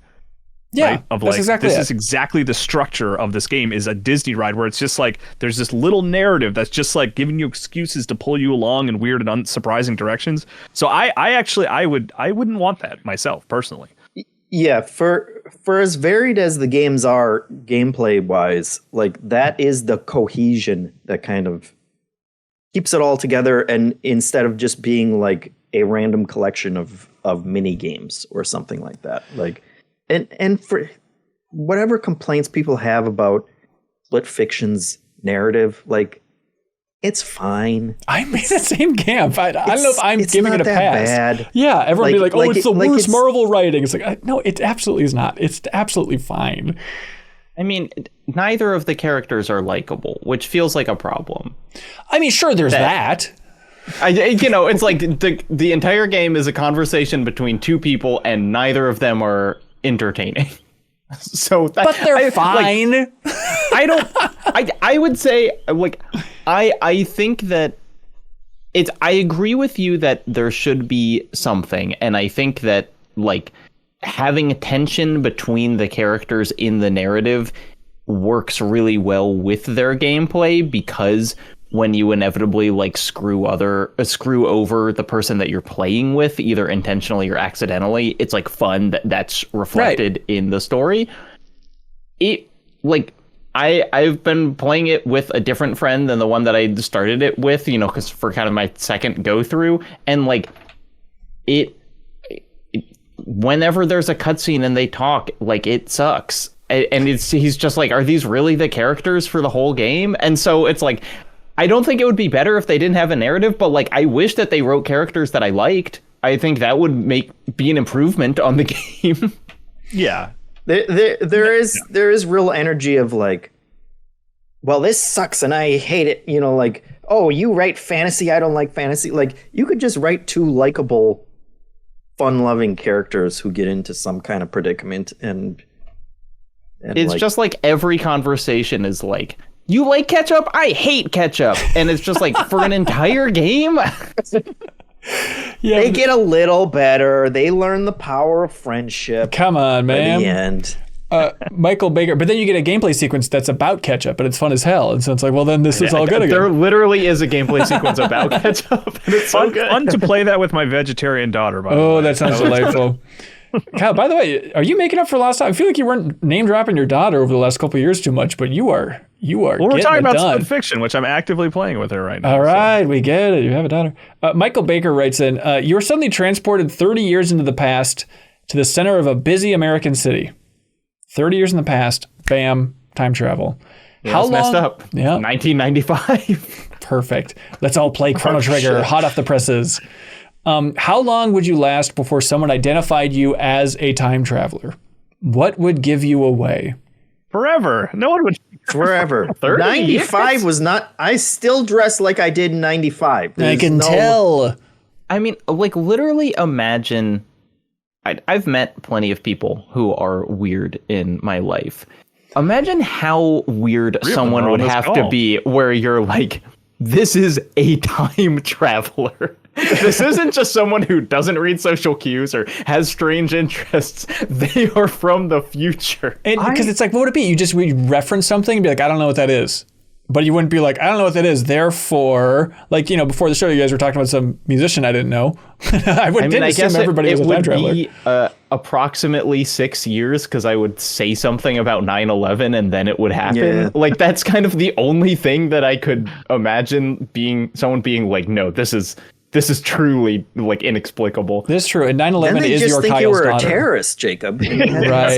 Right. Yeah. I did when I was working at GameStop a long time ago. I did have a day once where this guy came in who was from out of town. I don't know why. I was like in a small town in South Carolina. I don't know why he was there, but he was from out of town, and we were chatting and stuff. And then he said, "Is there a time machine nearby?" And what he was referring to was an ATM. Like wherever he was from, the sort of jargon for ATM was like, everyone calls it a time machine. That's the fun thing we call it, But for like 1 second, for at least like one tiny moment when he was like, is there a time machine nearby? I had this like thought of like, this guy threw that out so casually. This guy's a time traveler, and he doesn't realize that we don't just have time machines just like around everywhere. And that moment passed very quickly.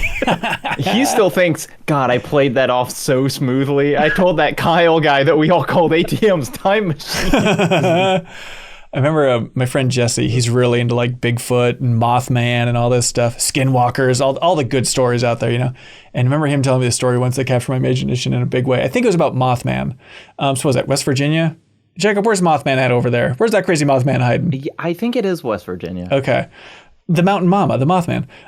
But he talked about like how there were a lot of sightings of Mothman. And then in that same vicinity, in that same window, like some guys pulled up to a gas station in like this old black car. I think like, you know, car from like 1955, right? And they got out and they, like the people in the gas station were like, these guys were just really weird. They were dressed in like full suit, but then at the same time, like they didn't know how to hold a pen as they were like writing a check. And it was like, what is going on with these guys? But that's my favorite type of story. It's like these weird ethereal beings or time travelers just like trying to pass off, and it's given away by the fact that they can't hold a pen and write a check out, you know? It's good stuff. So yeah, we could all live forever in 1995. It'd be wonderful. Yeah, hold on. Chan in the comments says, did the guy just say ATM machine, Kyle, and you heard it as a time machine? It's like, no, we all call it an ATM machine, and you were like, a time machine? Well, What? he You wasn't guys call it a Southern. time That was machine? the thing. He was not from the South. And I know he said time machine because it was a whole conversation afterward where I was like, did you Okay. call it a time machine? And he was like, yeah, that's what we call it.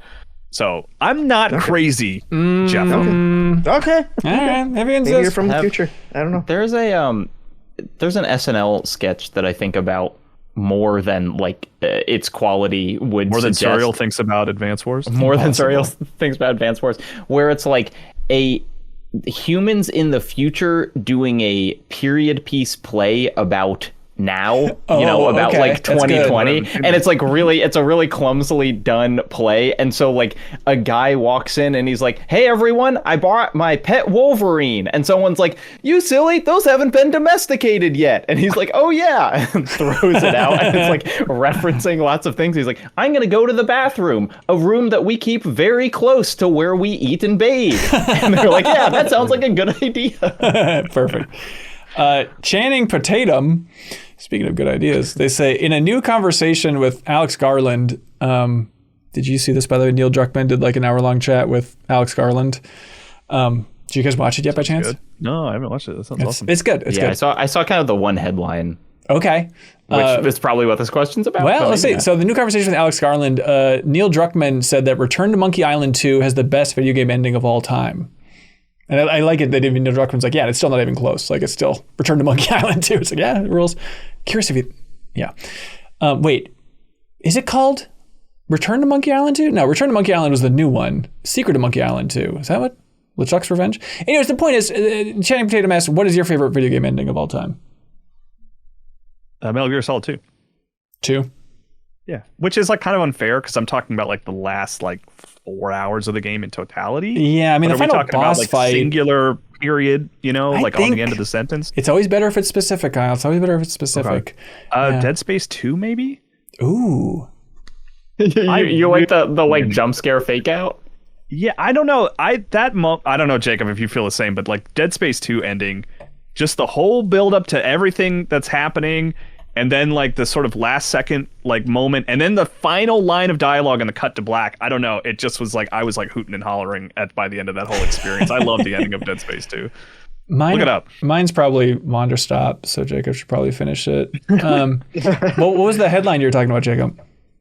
Oh, just that Garland said that like The Last of Us was better than 28 Days Later, and Yes. he like incorporated it into his writing of 28 years later. Yep. He really went out of his way to emphasize that, which is very sweet. You can see Neil be very pleased with the idea of somebody as talented as Alex Garland be like, oh no, Last of Us is so much better, so much more subtle. It's everything. He's like, man, I was inside the machine that made 28 Days Later, and I'm telling you, The Last of Us is better. But then he like stepped off a little bit where he's like, I mean, maybe not direction, like he doesn't want to insult Danny Boyle, so, but like from a writing perspective, it's a way better Neither of them experience. hold a candle to DMC Devil May Cry. Well, now we're game talking. that Alex Garland wrote. That's right. Yeah, but it's interesting. Neil Druckmann does talk a little bit more about Intergalactic, the Heretic Prophet. I need to get used to saying that. The new Naughty Dog game. And, he's like, yeah, if there's stuff I can't talk about, we'll trim it out, which is always the worst thing to hear in a video. To be like, don't tell me you're going to edit around that. Come on, man. But he sheds more light on the story for Naughty Dog's next game in that, where Neil Druckmann says that it's like, it takes place 2,000 years after a split in time that happens in the late 80s in our world. So 2,000 years after like a branch there. And Alex Garland's very cheeky because he also talks about like how it's all about religion and faith. That's kind of the idea for the core idea of what they're working with Intergalactic. So Alex Garland's like, oh, so you just chose 2,000 years just as a random number for people distorting the concept of a religion over time? And they were very jokey about all that. I wonder if Druckmann also watched Dune and was like, this is really good. Could be. But then he talks about like how the core of the game is going to be going down to this planet. And he made it seem like it's all taking place on this one planet and you're trying to get off the planet, and it's about uncovering what happened on this planet, kind of the full history of the religion and how this planet lost communication with the outside intergalactic universe, I suppose, like 600 years before, and how the main games that Neil Druckmann's worked on at Naughty Dog has been a lot of working together with somebody, having a partner, that type of thing. And so he said that his main thing here was he wanted to just uncover the secrets of this religion and the planet, and he wanted to do it solo. So it's all about being alone in this game, which is an interesting pitch, I think. And is the character going to not talk to themselves constantly? That's the question. That's the question. You sound exactly like the character in the game. Oh, I'm supposed to not talk to myself right now? Yeah, I'm curious to see how it all works. It'll be flashbacks, or if there's just not going to be talking. Maybe kind of like, because they have that kind of radio communication with the lady in that reveal trailer. So maybe you're talking to her over the radio, but then that would defeat the purpose of exploring this environment all solo, So I don't know exactly how that would work. But yeah, at some point on the podcast a while ago, before the reveal trailer happened, I teased that idea of like, I've heard Naughty Dog's next game is very inspired by a game with a lot of player freedom. And I think it's fine to say it now, because like that game was Elden Ring is what it was compared to. Back then. But if I would have said Naughty Dog's next game is like Elden Ring, and then that reveal trailer comes out, I feel like we would have been lit on fire. But now that idea of like, okay, it's taking place on one planet, kind of uncovering the history of this world, like you can kind of see a little bit more where they might be going with that. So exciting stuff. Sounds cool. Joey Smith writes in and says, if there were another version of Death Stranding that had an editor with more power and some of the more confusing, long-winded cutscenes or aspects of the game cut down, would that game be better? Would it have broader appeal, or would it miss the point? It totally misses the point. Come on. You weirdos play those games because Hideo Kojima does whatever he wants to do, and it's just this one freaky, unique vision, and it's way too long anyway. Like, what? Like, you want to turn it into a different game? I mean, Also, that's right. That's appealing to me, but like I'm thinking more about the people who have bounced off of Death Stranding, right? Like who just it didn't click with them, and I don't think shorter cutscenes would have been the solution to that. I think the weird part about the game is that you walk with a backpack on for like 40 hours. Yeah. Right. Also, those games have editors. Like, even though we like view them as like, indulgent and whatever, like if you watch those like Did You Know Gaming videos on Metal Gear, there are always like 30 things that Kojima wanted to do that his team was like, no, we are not going to do this. He wanted someone to get pissed on in every game he's ever made. Like, truly, it's like every Metal Gear game, he's like, and then it would be really funny if someone peed on this guy. Right, right, guys? Right, everybody? Yeah. Oh, God. Dustin L. writes in, hey, gang, I'm going to go to a work event soon with a pizza buffet. How much pizza can I eat without drawing too much unwanted attention? What a wonderful question. That's an interesting question. Just don't put it all on your plate at once. Yeah. Just like 2 slices, wander away from the conversation. 2 slices. Repeat. Like with the time trailer, it would take a lot before I was noticing, like, what is wrong with you, coworker? Why are you eating endless pizza? I don't think you'd ever notice it. I mean, unless there are like 5 pizzas for everyone or something, and you eat a full pizza yourself. Seems like an endless buffet situation. Yeah, well then, endless. So the suggestion is fewer pieces more often, as opposed to more pieces less often. Yeah. Don't stack them up all on your plate at once, obviously. Yeah. if you have like a fake mustache you can put on in between trips. Oh, yeah. That's good. Spectacles. That's important. JG writes in, says, hey, CLCs, Jeffem has a YouTube channel? And it's all just funny clips of random games? How could he have kept this secret for so long? Jeffem, how is it possible that I did not know about this YouTube channel, or maybe I forgot about it years ago? You forgot about it because it was the thing that I would use to upload videos for when we worked at Game Informer, and I needed to embed like a stupid gameplay clip, stupid Destiny clip. Okay, and that's here's me falling asleep while I play Destiny. That's all I've ever used it for. For your old Funny to a Point blog on the site, which has been nuked to oblivion. And so that explains why like the most popular videos are just a bunch of clips of you playing Homefront the Revolution and a bunch of bugs you experienced in Homefront the Revolution. Super buggy. I recorded them while I was being forced to review it, and then I mocked it after it came out. Perfect. I think that was a high viewed feature of like, these were the worst, stupidest bugs I experienced in Homefront. Now, this is a very convenient story of you being like, it was just for work. It was just for work. There's nothing else. But what if I told you that also you uploaded videos of you chasing wild turkeys in your backyard? No, they were in my backyard, right. And I may have posted it to Twitter, in which case, again, I needed a place to upload a video. I don't know if you could upload videos to Twitter. I think you could. But yes, I had turkeys in my backyard. Okay, so then that explains that. But then what about the 9-second video of you making a comedy video about the weather in Minnesota? That was a good one. And it also went on Twitter. Why didn't you just... You said you couldn't upload it to Twitter 4 years ago? I refuse to believe that. I'm not gonna figure out how to upload videos to Twitter when I've never done it. I already knew how to do it on YouTube because I did it in these very specific situations. But your heart... What are people creeping on me on YouTube? It's endlessly entertaining, but your heart was just screaming, I need to make this video about the wacky weather in Minnesota. Listen, someone must joke about the weather in Minnesota.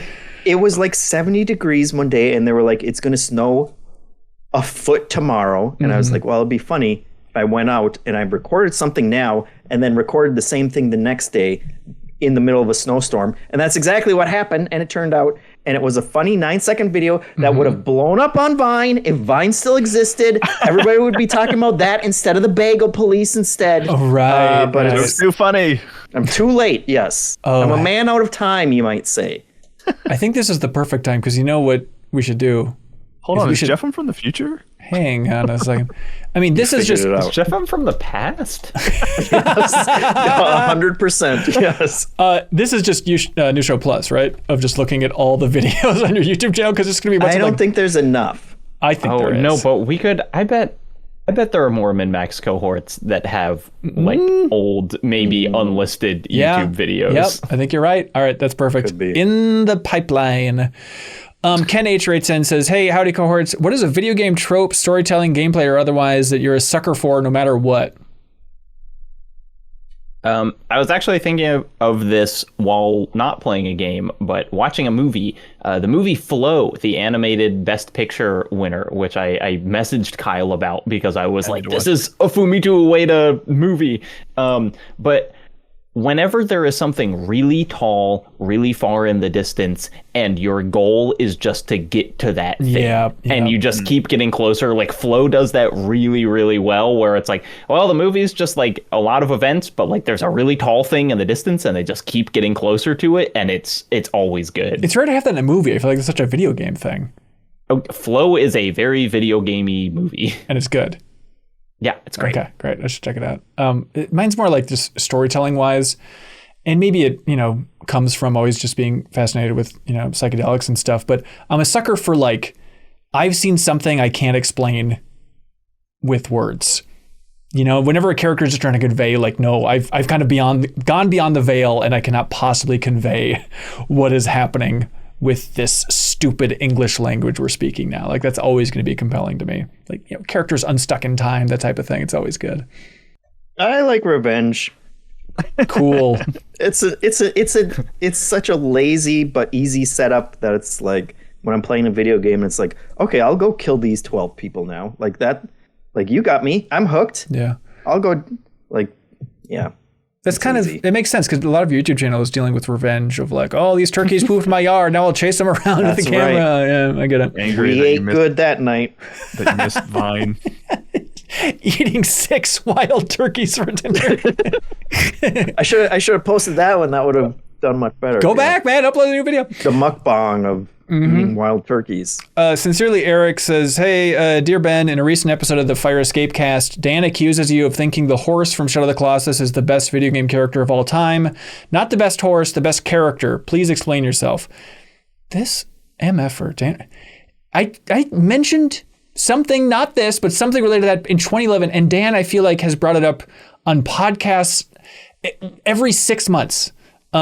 Which is key to this point because it's very important to remember that Dan does not realize or forgets how often he brings it up because he has the worst memory out of any friend on Earth, any person on Earth, I'd say. And so, no, I did not say that the horse from Shadow of the Colossus is the best video game character of all time. What I said in 2011, and I still will stand by, is out of any character in a video game, I cared the most about Aggro in Shadow of the Colossus. When something bad happens to Aggro in Shadow of the Colossus, I felt that more than Elizabeth's in trouble in BioShock Infinite. You know, like there's one cutscene moment in particular I'm thinking of, and like that feeling of like, oh my God, my dear friend, this horse. Like I felt that more than, I'm trying to think if there's any character that I would feel more, what's it called, Jeff? Empathy? Empathy.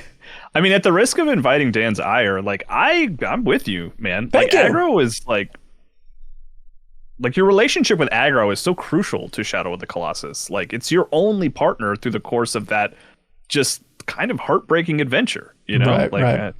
I named my cat after Aggro. Well, there we go. And it always lands on its feet. Mr. Aggro. That's right. Oh, that's the Mr. A that we were talking about earlier. So Dan, shut up. Shut up. I stand by the thing you misremember. Andrew Danglis writes in and says, Kyle, yet again I'm asking if you've righted your wrong and watched The Tale of the Princess Kaguya. Not yet. Okay. No. Get on that, please. Sorry. That's all right. John Skovic says, I know it's faux pas to talk about Backstage Pass content if you're not at that tier, but in the unlisted video shared with Backstage Passers where Ronnie and I have a pizza break while playing Split Fiction, Ben said that he's never had crab or lobster in his life, and he's had shrimp maybe once. So I have a question for the panel. What? Yeah, lobster, it just felt like weird rich people stuff, and just not in my vocabulary. I think I've had like a cream cheese rangoon or something that had some crab in it. I think is the closest that I've got, but it's fun. I love lobster and crab. That was like my birthday meal when I was young. It's like we went to Red Lobster and I would get a lobster because it's like fun to dig into. It's like a puzzle that you got to solve, and then you get to eat yummy buttery meat. It just seems but if you gross. like went to, you know, a place in Maine that had like a lobster roll, would you not get it because you would think it'd be yucky, or is it just you just haven't had the opportunity to eat lobster that many times? Now, to be clear, lobster roll, is that bread that lobster's in? It's like a kind of a sandwich or it's more like like almost a hot like a dog bun. It's like a coleslaw kind of filling that's made with lobster meat. That sounds really yeah, weird. but and you gross to me. don't have to crack it open. I don't think I would do that. That seems somehow grosser than like warm meat. But this is why I did pitch. I had on the list for New Show Plus options just a show called Red Lobster, where I went to Red Lobster and ate all this stuff for the first time. But then I had it on the list in Google Docs. And then when I was on paternity leave, you guys decided to open up that list and dunk on the idea of a show called Red Lobster. So now it'll never happen, everybody. Red Lobster was acquired by private equity. I don't know if it even is there one close to you? I think so. Feels about right. I feel like there's a Red Lobster close to me. Do you all want to go off the rails for something strange? Yes. Great. So back in October, I think it was, we competed in Trivia Tower against all of Easy Allies. And our community kicked their butt on this episode of Trivia Tower. And so the stakes were that because we won, Isla Hank and Michael Huber over there at Easy Allies, they needed to create a song about MinnMax. And they have created that song. I think they're going to play it on Easy Allies' podcast this week, but would you like to listen to it here for the first time? Right. Oh, yeah. I have not listened to this yet at all. I haven't even opened it up to see if the file works. So here is the sweet victory lap and this might be unbearable. I didn't ask for this. All right, here we go.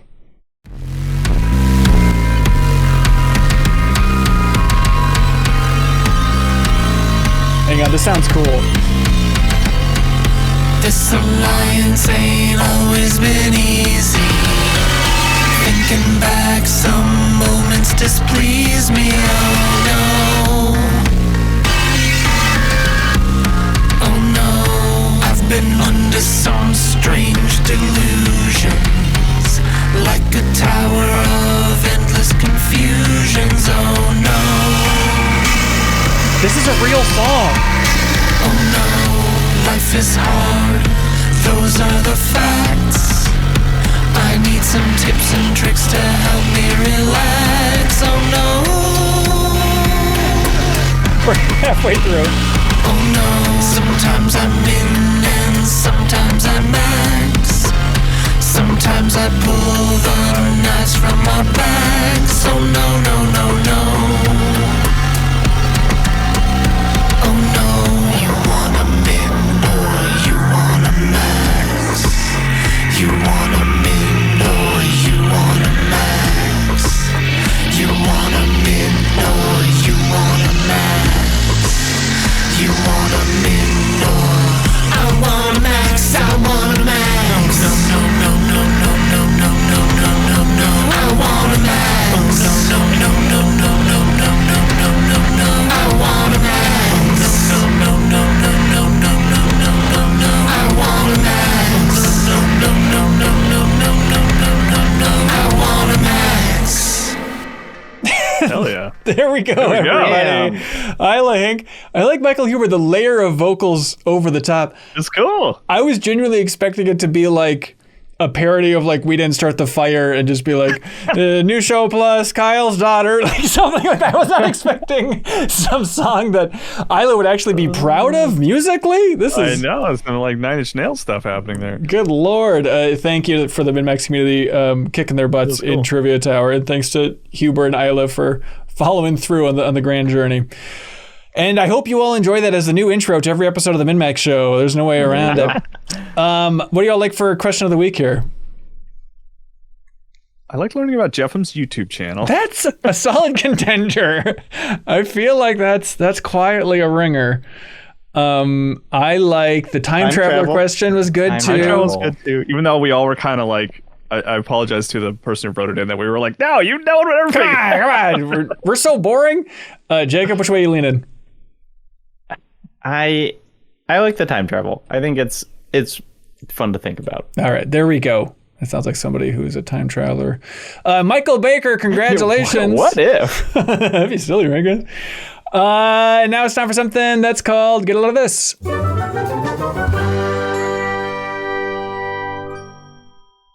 Here's a simple one you guys probably know, but get a load of this. There's a little clip of an interview from Hans Zimmer, the composer, and of course he was asked about like that Inception sound that every other movie and movie trailer has ripped off 6 Ways to Sunday. How do you feel about that? And he had an interesting take where he's like, yeah, everyone's just like, oh, Hans Zimmer, the Inception sound. He's like, I didn't even really compose that. He's like, it was in the script. Like, it was written in the script. There used to be a sound for like time distortion happening. So I made a sound for that. But it's not like I said, Eureka, I have this musical vision. It needs to be this. I was just following the script for this film. So I thought that was an interesting perspective I hadn't really heard before. And the sound is that it's that song that they play to wake up, slowed down like 100 times. Oh, see, there we go. The French song that's like, oh, they were the. Oh, I didn't know that. Get a load of this. I put this in the Slack. I encourage you all to look at it right now. It's from the Monster Hunter subreddit, and it is simply a post called "Thought I Got Launched into the Camera Super Smash Bros. Style."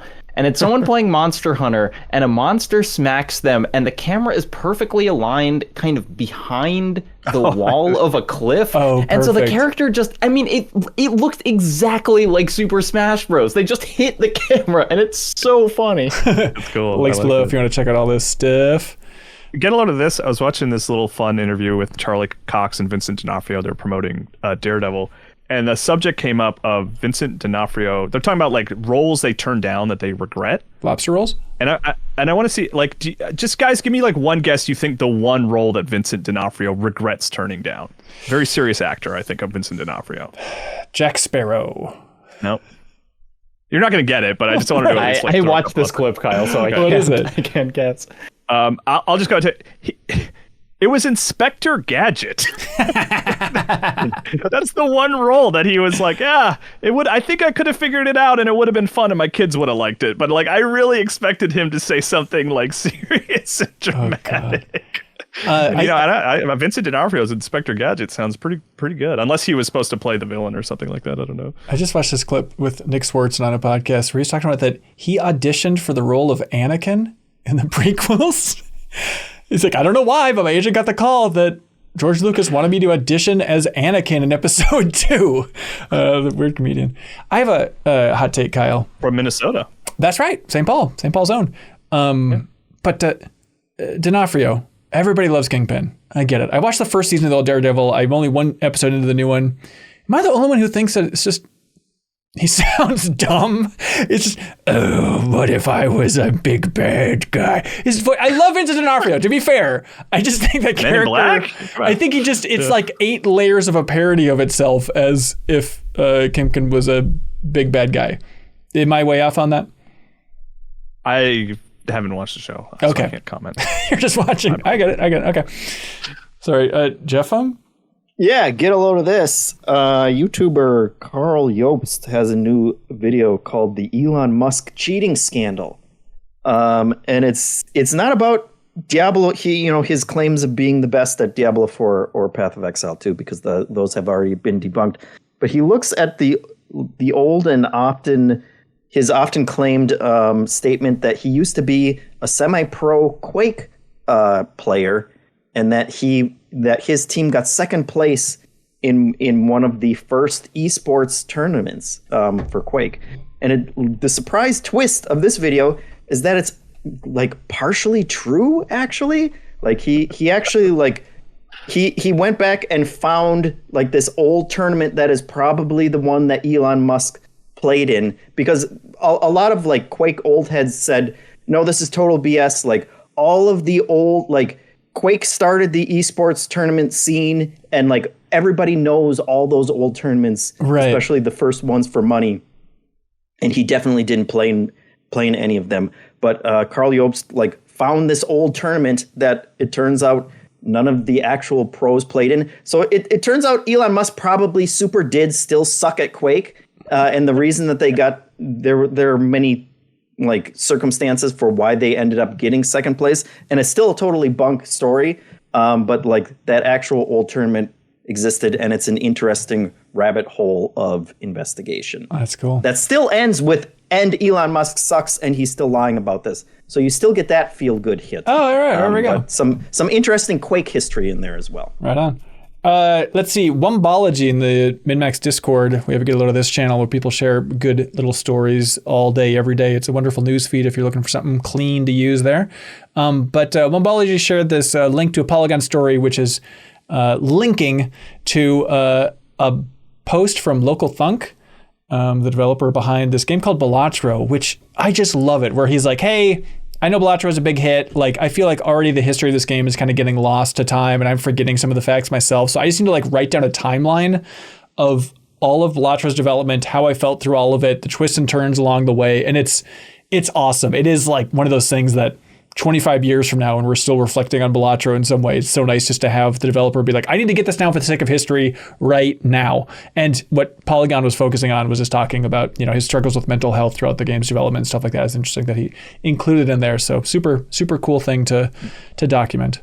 There's a beat in there, right, where he says like one of the reasons he picked it back up after letting it go for a while was because the Rocket League servers were down or something, right? Yeah, like he said in got bored 2022 he started working on it again because he couldn't play Rocket League.